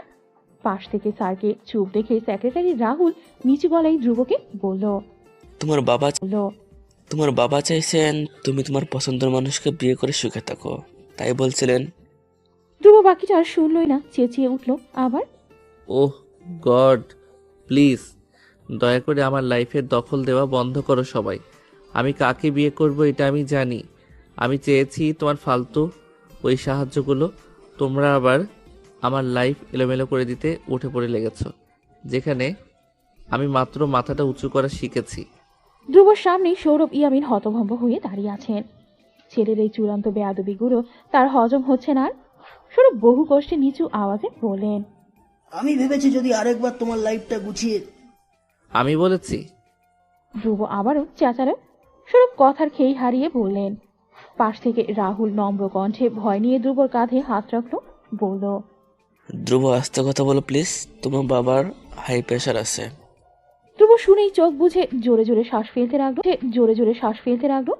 নিজেকে রাগ কন্ট্রোল করে একটা সময় নিজেকে শান্ত করে চাপা স্বরে লাল চোখ নিয়ে বলল। আমি আমার বিয়েতে তোমায় বলবোই না, চিন্তা নেই। বিয়ে যেদিন করতে ইচ্ছে হবে না, জাস্ট কাজী অফিসে গিয়ে কাজ সেরে বউ নিয়ে চলে আসবো। তোমার লোক দেখানো দায়িত্বগুলোর আমার দরকার কখনো ছিলই না, ভবিষ্যতেও হবে না। সৌরভ মাথা তুলে ছেলের দিকে তাকালেন। বুকটা আবার ভারী হচ্ছে তার। বুকের ব্যথা ক্রমশ বেড়ে যাচ্ছে। ধ্রুব হয়তো চিন্তাও করেনি এই কথাগুলো একটা বাবার জন্য কতটা পীড়াদায়ক। বাবা হিসেবে একজন পুরুষকে ব্যর্থ অনুভব করিয়ে ফেলতে পারে মুহূর্তেই। ধ্রুব কথাটা বলে আর এক মুহূর্ত অপেক্ষা করল না, বড় বড় পা ফেলে বাইকের দিকে এগিয়ে গেল। সৌরভ বুকে হাত দিয়ে পাশে থাকা চেয়ারে ধপ করে বসে পড়লেন। রাহুল দ্রুত ব্যাগ থেকে ইনহেলার আর প্রেসারি ঔষধ বের করে দিল ওরাকে। সৌরভ সেগুলো ধরলেনই না, ছেলের যাওয়ার দিকে টলমল চোখে চেয়ে থাকলেন। ধ্রুব মারাত্মক স্পিডে বাইক চালাচ্ছিল। ওর হাত আজ কাঁপছে রীতিমতো, শরীর হেলে পড়তে চাইছে, তবুও স্পিড কমাচ্ছে না। আজ এই রাস্তায় মরে পড়ে থাকলেও ধ্রুবর আফসোস হবে না। শালা জিন্দিগির প্রতি ঘৃণা ধরে গেছে রীতিমতো। একটা তামাশা চলছে ওর লাইফে। ধ্রুব বারবার গাড়িগুলো ওভারটেক করছিল, যেন আজ কোনো রকমে মরে যেতে পারলেই ওর তৃপ্তি। ধ্রুবর ফোন পকেটে বারবার পাচ্ছে। কয়েকবার বেজে ফোন কাটলো, ধ্রুব ফোন রিসিভ করলো না। ওর চোখ দুটো ঠুলছে, যেন লুটিয়ে পড়বে এক্ষুনি। হয়তো পুরনো মেন্টাল ট্রমাটা আবার হানা দিতে চাইছে। বারবার ফোন বাজছিল, তাই একসময় অতিষ্ঠ হয়ে বাইকের স্পিড কমিয়ে ফোন রিসিভ করলো। ওপাশ থেকে তানিয়ার গলার আওয়াজ শুনতে পেল। কাঁদতে কাঁদতে বলছে। ধ্রুব ভাই, অদিতি। গাড়ির শাসা আওয়াজে ধ্রুব কিছুই শুনতে পাচ্ছে না। তানিয়ার কাছে ওর নাম্বার দেওয়া ছিল যেন অদিতির খোঁজ নিতে পারে। তানিয়ার সাহস হবে না বিনা কারণে ধ্রুবকে কল দেওয়ার। অদিতির হয়তো কিছু প্রয়োজন, তাই ধ্রুব বাইকে একপাশে সাইডে করলো। কান থেকে ফোন চেপে জিজ্ঞেস করলো। শুনতে পাইনি আমি, এখন বলো। তানিয়া হাঁপাচ্ছে ও কান্না আটকে অশান্ত ঘাস ফেলতে ফেলতে বলল। ভাইয়া, অদিতিকে পাওয়া যাচ্ছে না 2 ঘন্টা ধরে। হঠাৎ ধ্রুবর বুক কেঁপে উঠল যেন। এমনিতেই অ্যাংজাইটি অ্যাটাকের মতো হচ্ছিল, তার উপর এই খবর। ধ্রুব মনের মধ্যে নেগেটিভ কিছু ভাবতে চাইছে না, শান্ত থাকার চেষ্টা করে বলল। হোস্টেলে ফিরে নিও। না ভাইয়া, ও হোস্টেলে নেই। আশেপাশের জায়গাগুলো খোঁজা হয়েছে, কোথাও নেই। কেউ কেউ বলছে অদিতিকে লাস্টবার কতগুলো ছেলের সঙ্গে নাকি দেখেছে কজন। ধ্রুব অবিশ্বাস নিয়ে বলল। অদিতি ছেলেদের সঙ্গে? কে দেখেছে ওটা? ভাইয়া, আমাদের ক্লাসমেট কজন, আমরাও বিশ্বাস করতে পারছি না এটা। তানিয়া থামলো এবার। ধ্রুব থামলো এবার। ধ্রুব চোখ বন্ধ করে কিছু একটা ভাবার চেষ্টা করলো। ওর মন এবার কুড়াকতে শুরু করেছে। আবারও মনের মধ্যে কিছু একটা হারিয়ে ফেলার শূন্যতা অনুভব করছে, যেমনটা অনুভব করতো ওর মা মারা যাবার পরে। ধ্রুবর বুক ধুকপুক করছে। ও অতিষ্ঠ ভঙ্গিতে নিজের বুকের বা পাশটা কুর্তির ওপর খামচে ধরল। ধ্রুবর অস্থিরতা বাড়ছে ও বহু কষ্টে উচ্চারণ করলো কথা। হোস্টেলের সিসিটিভি ফুটেজ চেক করো তানিয়া, আমি আসছি। ধ্রুব বাকি কথা শোনার আগে এক মুহূর্তের মধ্যেই বাইক এসে টানে ঘুরিয়ে ফেললো ভার্সিটির দিকে। তারপর বাড়িয়ে দিল বাইকের স্পিড। আশেপাশের গাড়ি, বাইক, সিএনজি চলছে। একটা বাইকের এত স্পিড দেখে সবাই বারবার তাকাচ্ছিল ধ্রুবর দিকে। ধ্রুবর এসবে পরোয়া নেই। ওর ঘাম হচ্ছে ভীষণ। ও এক হাতের পিঠে কপালের ঘাম মুছে স্পিড বাড়াচ্ছে ক্রমশ। ওর বুক ধুকপুক করছে ভীষণ, যেন অদিতির কাছে উড়ে পৌঁছে গেলেই ওর শান্তি। মায়ের পর আর কাউকে হারিয়ে ফেলার শক্তি সম্ভবত ওর আর নেই। ধ্রুবর বুকে ব্যথা করছে, ক্রমশ অসুস্থ হয়ে যাচ্ছেও। মাথা ফেটে যাচ্ছে, আগের রোগের সিমটম দেখা যাচ্ছে। ধ্রুব ঠকিল। বিড়বিড় করে নিজের বুকের বাঁ পাশে চাপড় দিতে দিতে বলল, ও ঠিক আছে, সেফ আছে, all is well, all is well. এসবের মধ্যেই হঠাৎ করে ধ্রুব উপলব্ধি করলো ওর নিজের জীবনের থেকেও এখন ইম্পর্টেন্ট কেউ আছে ওর জীবনে, যে হারিয়ে গেলে, যার গায়ে সামান্য আঁচড় লাগলে ধ্রুব ইয়ামিন পাগল পাগল হয়ে যায়।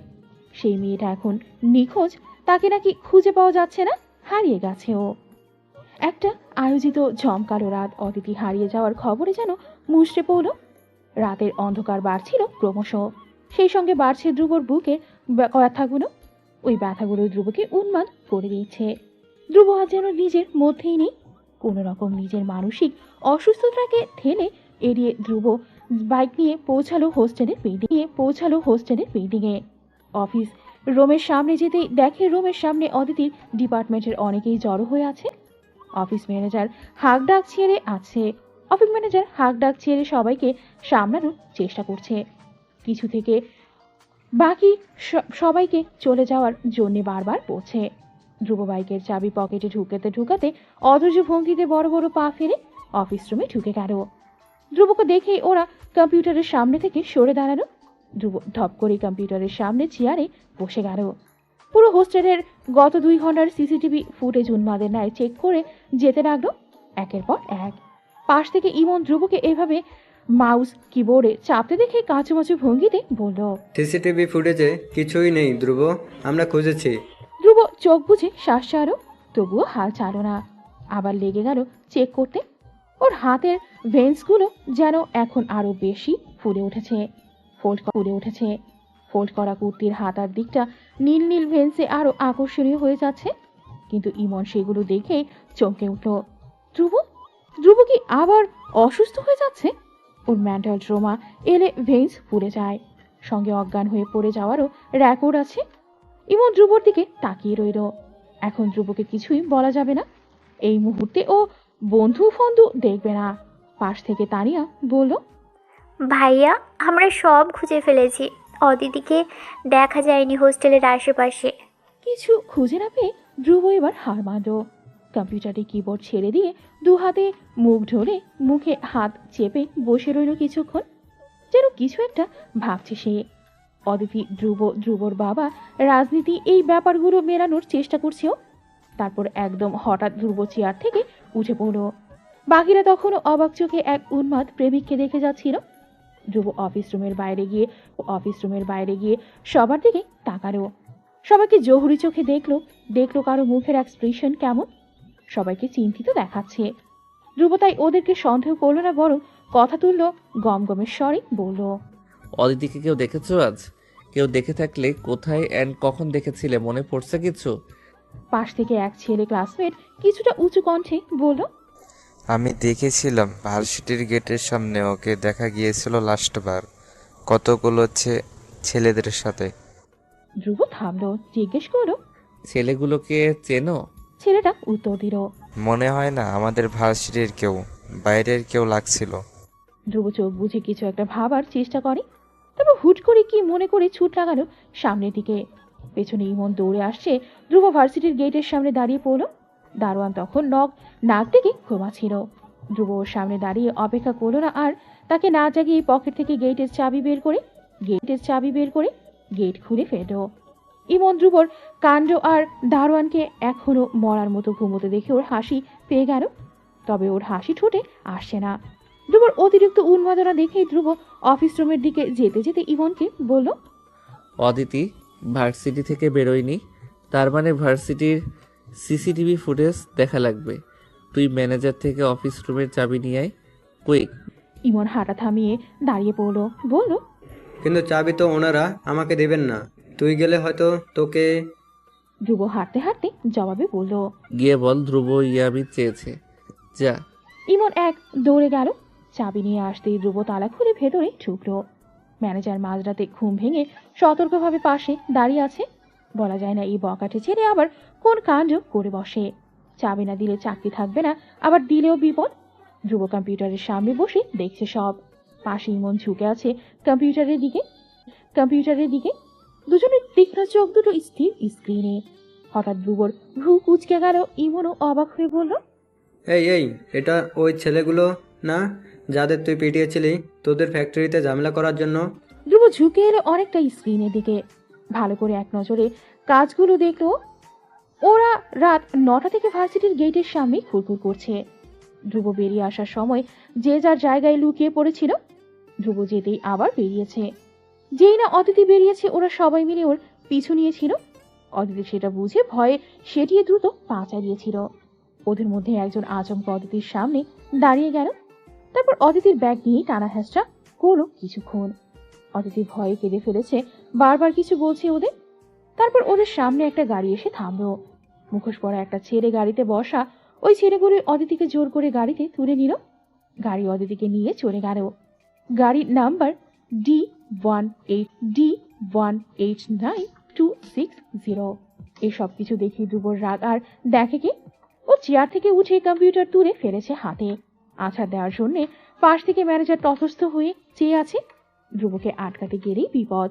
এদিকে ইমন দ্রুত ধ্রুবকে আটকে ফেলল। কি করছিস? রাকেটা রাখ বলছি। ধ্রুবর হাত থেকে কম্পিউটার কেড়ে নিয়ে জায়গায় রাখলো ইমন। ধ্রুব রাগে হাঁপাচ্ছে। রাগে ওর কপালের রগ অব্দি ফুলে গেছে, চোখ দুটো মারাত্মক লাল। ধ্রুব এবার নিজের রাগে সহ্য করতে না পেরে পা দিয়ে লাথি দিল চেয়ারে। চেয়ার ভেঙে গিয়ে মাটিতে পড়ল। ধ্রুব ওই ভাঙ্গা চেয়ারটাকেই শূন্যে তুলে আছাড় মারল, গর্জে উঠল ভয়ঙ্কর ভাবে। শোরের বাচ্চাগুলো আমার কলেজে হাত দেওয়ার সাহস কই থেকে পাইলো? ধ্রুব আর এক মুহূর্ত দাঁড়ায় না, ভাঙা চেয়ার ডিঙিয়ে বেরিয়ে আসে। ইমন পিছু পিছু দৌড়াচ্ছে। ধ্রুব বড় বড় পা ফেলে যাচ্ছে, আর রাগে অন্ধ হয়ে আশেপাশে পা যাচ্ছে, তাতে লাথি বসাচ্ছে। ওর মেজাজ আরো যেন চূড়ান্ত উগ্র। ইমন ভয় পাচ্ছে আজ ধ্রুব কাউকে খুন করেও ফেলতে পারে। ও কি করবে, কিভাবে সামলাবে ধ্রুবকে ভেবে পাচ্ছে না। ধ্রুব বাইকে উঠল। ইমন দ্রুত পেছনে উঠে বসল। বাইকের গতিও স্বাভাবিক না, পাগলা ঘোড়ার ন্যায় ছুটছে। ইমন দু হাতে বাইক চেপে দোয়াদুরুদ পড়ছে। যে স্পিড বাইকের যে কোনো সময় মোড়ে ভুটটুত হয়ে যেতে পারে। ধ্রুব ওই গ্যাংয়ের ডেরায় গিয়ে বাইক থামালো। বাইকের চাবি না খুলে বড় বড় পা ফেলে এগোচ্ছিল। মাটিও হয়তো ধ্রুবর হাঁটতে আজ ব্যথা পাচ্ছে। ইমন দ্রুত বাইকের ইঞ্জিন বন্ধ করে চাবি নিয়ে ধ্রুবর পিছু পিছু ছুটল। ছেলেগুলো তখন হই হুল্লোড় করে মেঝেতে বসে কাঠ খেলছিল। ধ্রুব সোজা ঢুকে মুহূর্তের মধ্যেই ওদের মধ্যময়ী শাহিনের কলার ধরে শূন্য তুলে ফেলল। ওই অদিতির গায়ে হাত দিয়েছিল। শাহিনের কলার ধরে শূন্য তুলে ফেলতেই শাহিন বড় বড় চোখে তাকালো। কিছু বুঝে ওঠার আগে ধ্রুব নিজের কপাল দিয়ে ওর নাকে একটা ঘুষি বসিয়ে দিল। সঙ্গে সঙ্গে নাক দিয়ে ওর গল গল করে রক্ত পড়তে থাকলো। ধ্রুব রীতিমতো জানোয়ারের মতো ওই ছেলেটাকে মাটিতে নামিয়ে এবার ওর ঘাড় চেপে ধরে দেয়ালে মধ্যে ঠুকতে লাগলো। আর প্রতিবার হিংস্র দানবের ন্যায় বলতে লাগলো, she is my women, my women. তুই কোন সাহস ওর গায়ে হাত দিছস খানকি পোলা? শাহিন আচমকা আক্রমণ সামলাতে পারেনি। ওর গায়ে আর একটু জোর নেই পাটা আক্রমণ করে। ও বারবার বারবার মাফ চাইতে লাগলো, কেঁদে দিল ব্যথায়। ভাই মাফ কইরা দেন, আর হইব না। না। ধ্রুব বারবার বারবার দেয়ালে ঠুকছে ওর মাথা। এবার সিংহের মতো গর্জে উঠে বলল, কই আছে অদিতি, বল শোরের বাচ্চা। শাহিনের নাক মুখ ঠেকতে লাগছে দেয়ালের সঙ্গে। ও হাঁপাতে হাঁপাতে বলল, আপনাদের বা বা ভার্সিটির সামনে আ আ বাঙ্গা পোড়া বাড়িতে আ বাকিরা ধ্রুবর এমন হিংস্রতা দেখে শাহিনকে এই অবস্থায় দেখে পালিয়ে গেল তৎক্ষণাৎ। ইমন ওদের ধরতে চেয়েছিল পেছন থেকে, পারেনি। জানের ভয়ে ইমনকে রীতিমতো ধাক্কা দিয়ে পালিয়ে গেছে। ধ্রুব এবার শাহিনকে মাটিতে ফেলে লাথি দেওয়া শুরু করলো। এক একটা লাথি শাহিনের পেট অব্দি পেঁচিয়ে ফেলছে যেন। শাহিনের কপাল ফেটে গেছে, চোখ উঠে গেছে, যে কোনো মুহূর্তেই মরে যাবে। ইমন এবার দ্রুত ধ্রুবকে আটকালো, দুহাতে ধ্রুবকে পেছন থেকে জড়িয়ে ধরে গায়ের জোরে আটকাচ্ছে।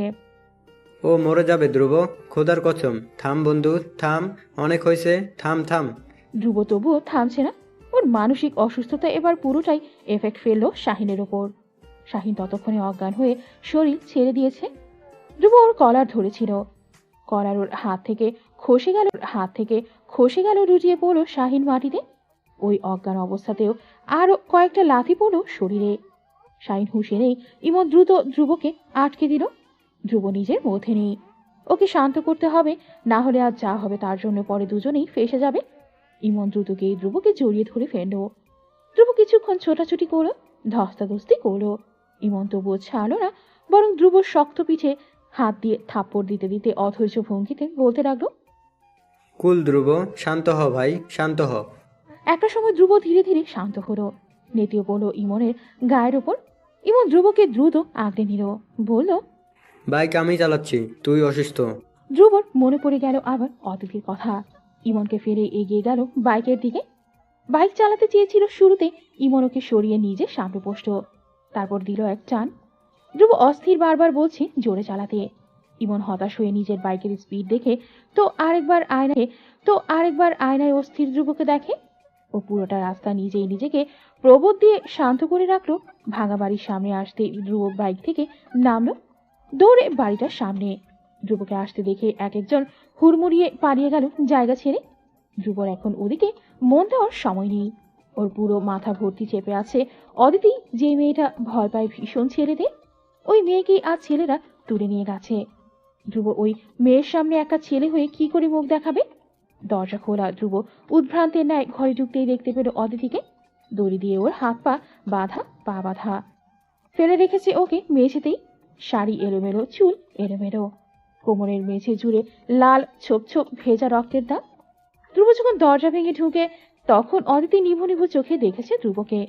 ওর বুকে সাহস এলো, যেন বহু কষ্টেই ক্ষীণ কণ্ঠে ডাকলো, ধ্রুব।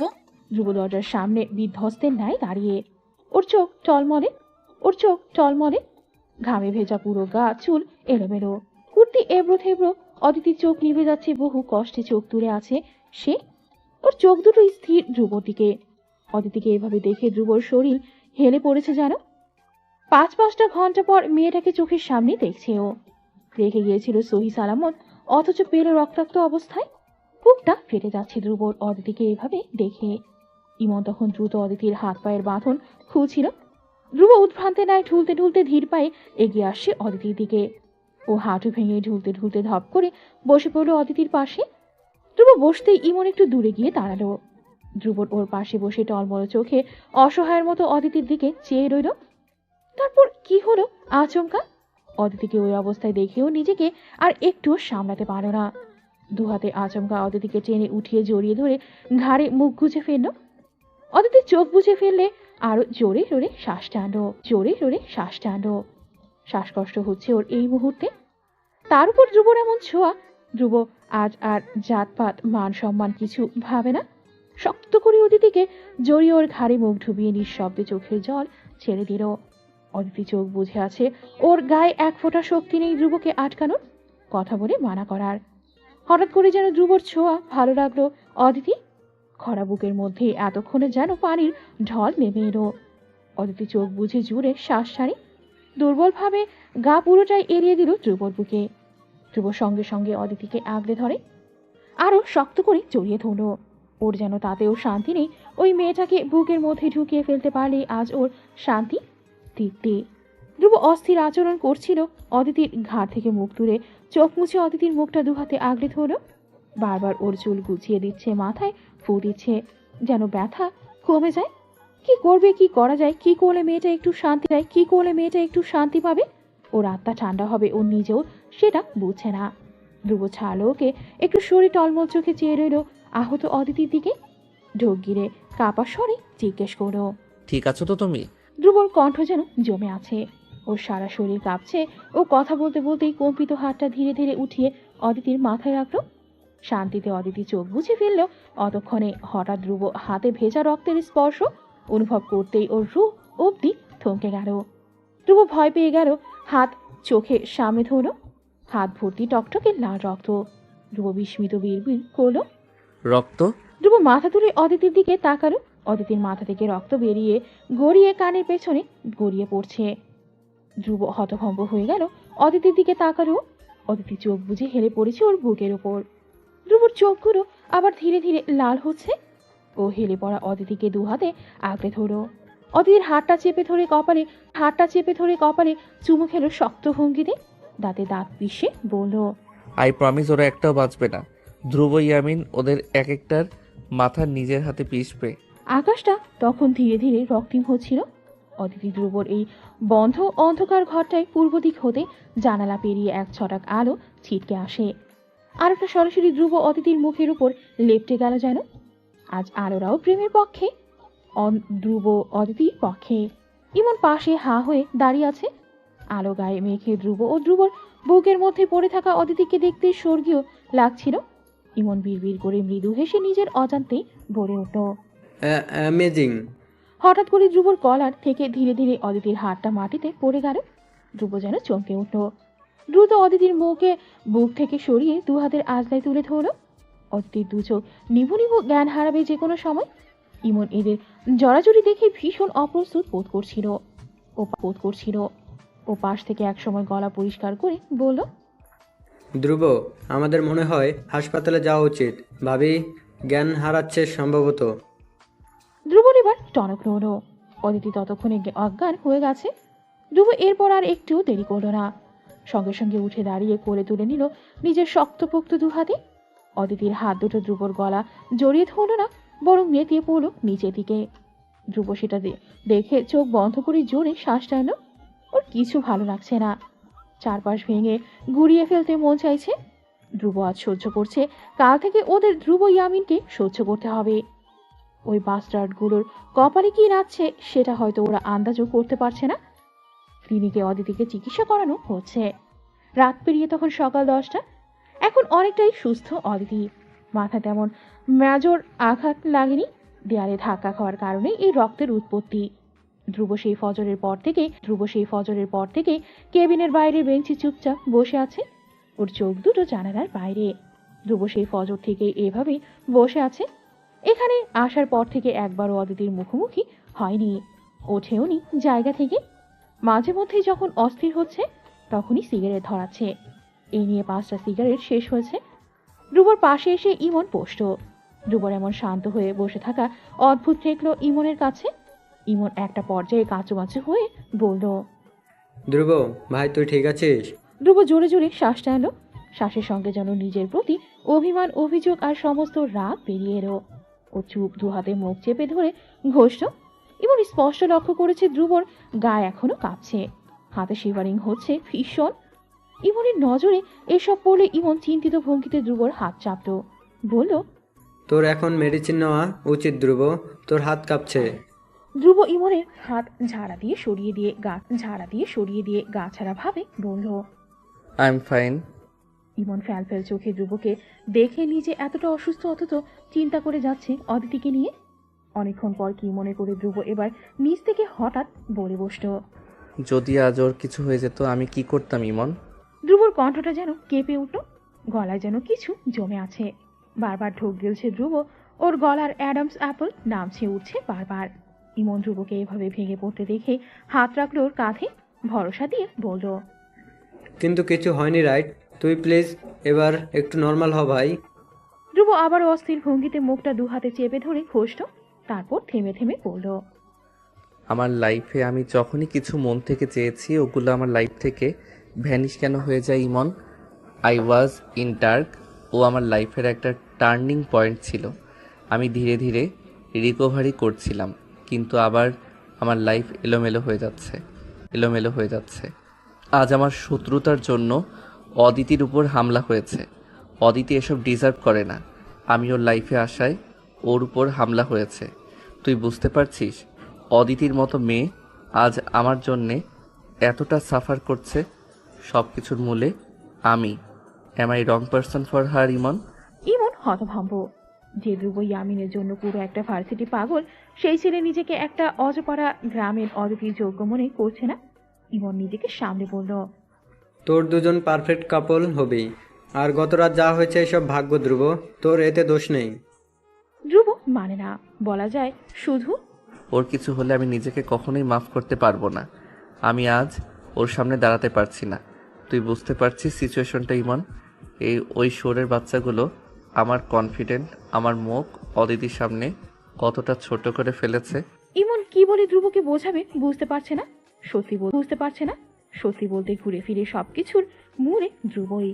ধ্রুব এমন একটা পরিবেশে বড় হয়েছে যেখানে ওর শত্রুর সংখ্যা নেহাত কম নয়। আজ অদিতির মতো একটা সাধারণ নির্ঝঞ্ঝাট মেয়ের উপর হামলা হওয়া অনেক বড় ব্যাপার। ইমন তবুও বন্ধুর খাতিরে বলে, তুই অযথা ভাবছিস ধ্রুব, এসব আগে থেকেই লেখা ছিল কপালে। তুই নাস্তিক নোস যে কপালের লেখা বিশ্বাস করবি না। ধ্রুব শোনে। ওর মন তখন কঠিন কিছু হিসেবে কষতে ব্যস্ত, যেন সিদ্ধান্ত নিচ্ছে বড় কিছু ঘটানো। ওর চোখ দুটো তখনও অদিতির কেবিনের দিকে চেয়ে রয়েছে অপলক। ধ্রুব এখনো একবারও মেয়েটার মুখোমুখি হয়নি। ও আজ যেভাবে ওই মেয়েকে স্পর্শ করেছে তাতে হয়তো ওকে চূড়ান্ত খারাপ চরিত্রহীন মনে করছে অদিতি। ধ্রুব লজ্জা আর নিজের এমন বোকামোর মতো কাজে নিজেই চূড়ান্ত বিরক্ত এবং রাগান্বিত। অদিতিকে এভাবে ওর অসহায় অবস্থায় ছোঁয়াটা উচিত হয়নি। ও শিওর আজকের পর ওই মেয়ে লজ্জায় আর ওর সামনে এসে দাঁড়াবে না। অদিতির কেবিনের ভেতরে তানিয়া আর দুটো মেয়ে। ওদের ধ্রুব ফোন করে আনিয়েছে। অদিতি বেডে শুয়ে আছে, স্যালাইন চলছে। ওর পাশে বসে আছে তানিয়া। নানা কিছু বলে ওর মনটা শান্ত করার চেষ্টা করছিল ওরা। অদিতি ওদের কথা শুনে তেমন মনোযোগ না দিয়েই হুহা করছে শুধু। একসময় তানিয়া কথা থামিয়ে ওর দিকে চাইল, বিব্রত ভঙ্গিতে বলল, অদিতি, একটা কথা বলার ছিল। অদিতি সিলিং ফ্যানের দিকে আড়মোড়া হয়ে তাকিয়ে থেকে জবাব দিল, বলো। তানিয়া গলা পরিষ্কার করে দোনামোনা গলায় বলল, আজকের ঘটনাটা তোমার ফ্যামিলিতে জানিও না। ওনারা হয়তো ব্যাপারটা ভালো চোখে দেখবে না। তাছাড়া ধ্রুব বলেছিল। তানিয়া থেমে যায়। অথচ তখন মাত্রই অদিতি কান পেতে মনোযোগ দিয়ে শুনতে চেয়েছিল কি বলছে ধ্রুব। তানিয়া থেমে গিয়ে বলল, তোমার ছুটি মঞ্জুর করেছে ভার্সিটি। তোমার যা লাগে এ কদিন আমাকে বলিও। অদিতি তেমন প্রতিক্রিয়া দেখালো না, চুপচাপ শুয়ে থাকলো বিছানায়। ওর চোখ ভয়ে ভাসছে গত রাতটা। অদিতি অপহরণ হয়েছিল, ধ্রুব ওকে বাঁচিয়েছে। ধ্রুবর পাগলামি সব ধীরে ধীরে অদিতির চোখের সামনে ভাসে। ওর গায়ে এখনো সম্ভবত ধ্রুবর পারফিউমের গন্ধ মেখে আছে। অদিতি দীর্ঘশ্বাস ফেললো। ওর গায়ে একটা ছেলে ছুঁয়েছে। অথচ আজ অদিতির খারাপ লাগছে না, বরং বারবার মনে হচ্ছে ধ্রুব ওর জন্যে আজ কতটা উন্মাদ হয়েছিল। কিন্তু ধ্রুব কবে থেকে ওকে 4 ঘন্টা পর অদিতিকে ডিসচার্জ দেওয়া হয়েছে। ওকে নিয়ে বেরিয়েছে তানিয়ারা কেবিন থেকে। অদিতির গায়ে চাদর, কপালে ব্যান্ডেজ, মুখটা মলিন হয়ে আছে। ওর হাতে এখনো ক্যানোলা লাগানো। শাড়ি খুলে ফেলে সাধারণ কামিজ পরিয়ে দেওয়া হয়েছে ডাক্তারের কথা মতো। অদিতি বেরিয়ে আসতেই ধ্রুব দ্রুত বেঞ্চ থেকে উঠে গেল। অদিতি ধ্রুবর দিকে তাকিয়েছিল। দুজনের চোখেই চোখ পড়ল। ধ্রুবর চোখে ছিল অসহায়ত্ব আর অদিতির চোখে নীরবতা। ওই দুই মিশ্র অনুভূতি দুজনের হৃদয় ঘিরে নিল। দুজনেই ধীরে ধীরে চোখ নামিয়ে ফেলল। ধ্রুব আর এগিয়ে গেল না অদিতির দিকে। সেখানে দাঁড়িয়ে অন্যদিকে ফিরে ক্যাব বুক দিল। ইমন পাশ থেকে দুজনের এসব কাজ কারবার দেখেই দীর্ঘশ্বাস ফেলে দুজন লাভারের মধ্যে সে এক অবলা প্রাণী। ওরা হসপিটাল থেকে বেরিয়ে আসছে। নিচে নেমে ক্যাবে উঠল অদিতি। ধ্রুব আলগোছে ওর দিকে না চেয়েই গাড়ির দরজা আটকে দিল। তারপর ড্রাইভারের জানালার দিকে মুখ বাড়িয়ে ড্রাইভারকে লোকেশন বুঝিয়ে দিল। ড্রাইভারের সঙ্গে যতক্ষণ কথা বলছিল ততক্ষণ অদিতি অপলক চেয়েছিল ধ্রুবর দিকে। যেই ধ্রুব চোখে পড়ল ওর দিকে, সঙ্গে সঙ্গে মেয়েটা দ্রুত ধ্রুবর থেকে চোখ সরিয়ে নিয়েছে। ধ্রুব দীর্ঘশ্বাস ফেলল, তারপর সরে এসে বাইকের দিকে এগোলো। ক্যাব থেমেছে হোস্টেলের সামনে। অদিতি নেমে দাঁড়ালো ক্যাব থেকে। ধ্রুব অনেক আগেই এসেছে এখানে। ইমনকে চলে যেতে বলে ও বাইক থেকে নেমে দাঁড়িয়ে আছে। অদিতির সঙ্গে কথা আছে ওর। ধ্রুব তানিয়াদের ইশারা করল চলে যেতে। ওরা অদিতির দিকে একবার চেয়ে হোস্টেলে ঢুকে গেল। অদিতি ওদের আটকালো না, এমনিতেই মেয়েগুলো ফজর থেকে অনেক করেছে ওর জন্য, তাই ও একা একাই হেঁটে যেতে লাগলো হোস্টেলের দিকে। অদিতি, পেছন থেকে ধ্রুব বড্ড আবেগী কণ্ঠে ডেকে বসল। অদিতির বুকটা কেঁপে উঠল এইটাকে। চাঁদের গায়ে ও ধীরে ধীরে ফিরে তাকালো। ধ্রুব তখন বাইকের সঙ্গে হেলান দিয়ে দুহাত আড়াআড়ি বুকের ওপর ভাঁজ করে অদিতির দিকে কেমন করা চোখে চেয়ে আছে।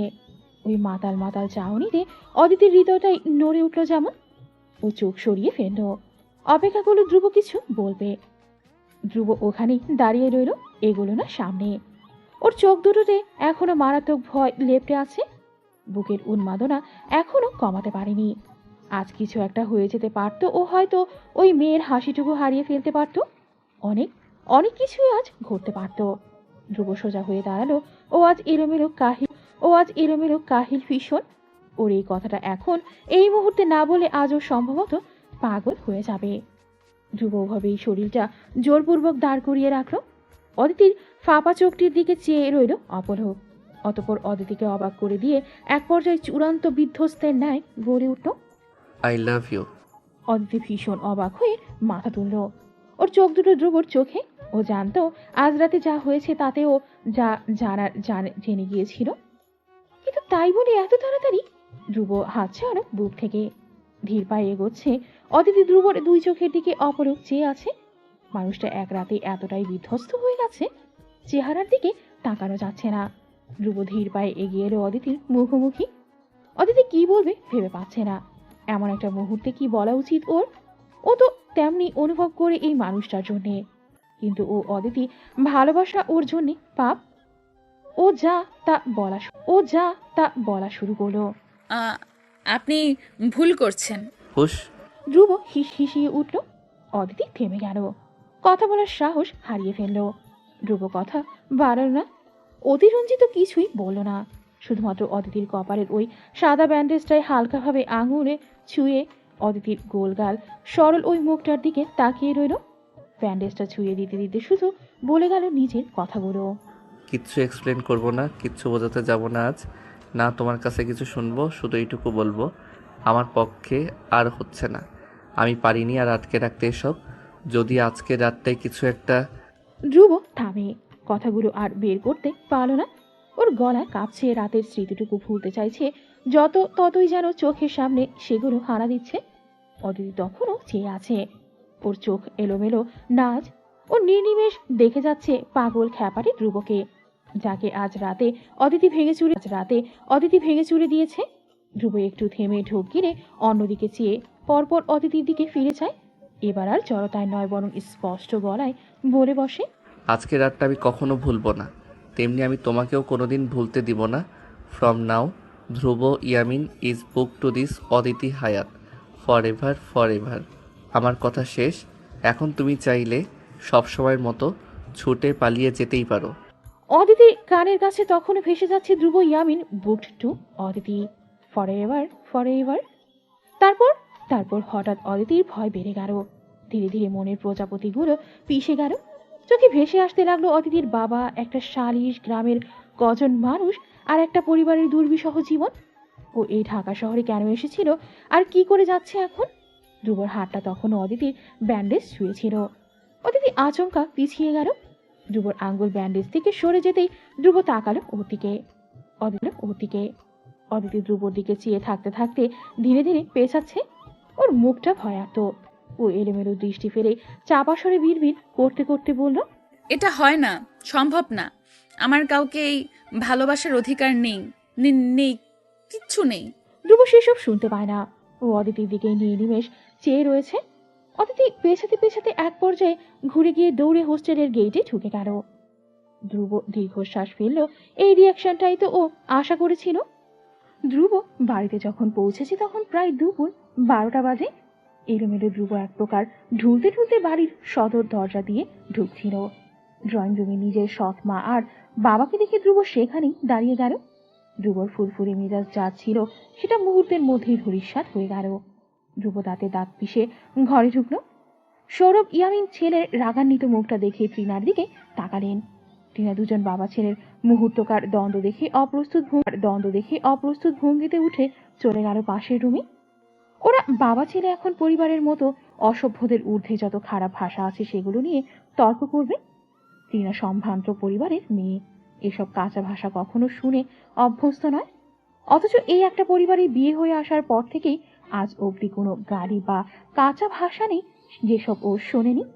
ধ্রুবকে শুরুতে নিজের আদর ভালোবাসা বোঝাতেও চেষ্টা করেছিল, কিন্তু ওই বেয়াদব একরোখা ছেলে বোঝেনি ওকে। বরং একবার সবার সামনে চরম অপমান করার পর তৃণা লজ্জায় আর এই ছেলের সামনে চায় না।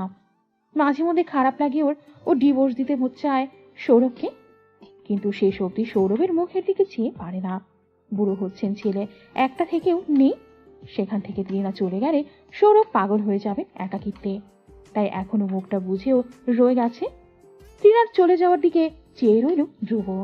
সৌরভ কফি খেতে খেতে পেপার হাতে তুলে নিয়েছেন। তৃণা এই বাড়িতে আসা ওনার জন্য স্বাভাবিক ব্যাপার হলেও ধ্রুবের জন্য সেটা বিষ সমতুল্য। এই বাড়িটা ওর মায়ের হাতে সাজানো, সেখানে আরেকটা নারী এসে রাজত্ব চালাচ্ছে। ধ্রুব সেটা একদমই কেন যেন সহ্য করতে পারে না। ধ্রুব কুর্তির হাতা ফোল্ড করে এগোতে এগোতে বলল, ওই মহিলা আমার মায়ের বাড়িতে আজ কি করছে? ধ্রুব গিয়ে সোজা হয়ে দাঁড়ালো সৌরভের মুখোমুখি। জবাব চাইল তার তথাকথিত বায়োলজিক্যাল ফাদারের কাছে। ওর চোখ দুটো রাগান্বিত। সৌরভ পেপার হাত থেকে না নামিয়ে জবাব দিলেন, ও মহিলা না, তোমার ওকে ছোট মা বলা উচিত, অন্তত যতদিন আমি জীবিত আছি। ধ্রুব শব্দ করে হেসে ফেলে, যেন ভীষণ মজার কথা শুনে ফেলেছে ও। সোফায় বসেই কুশন কোলে নিয়ে সেটায় হাত ঠেসে বসে। হেসেই বলল, তোমাকেই বাবা মানি না, সেখানে আর ওই মহিলা?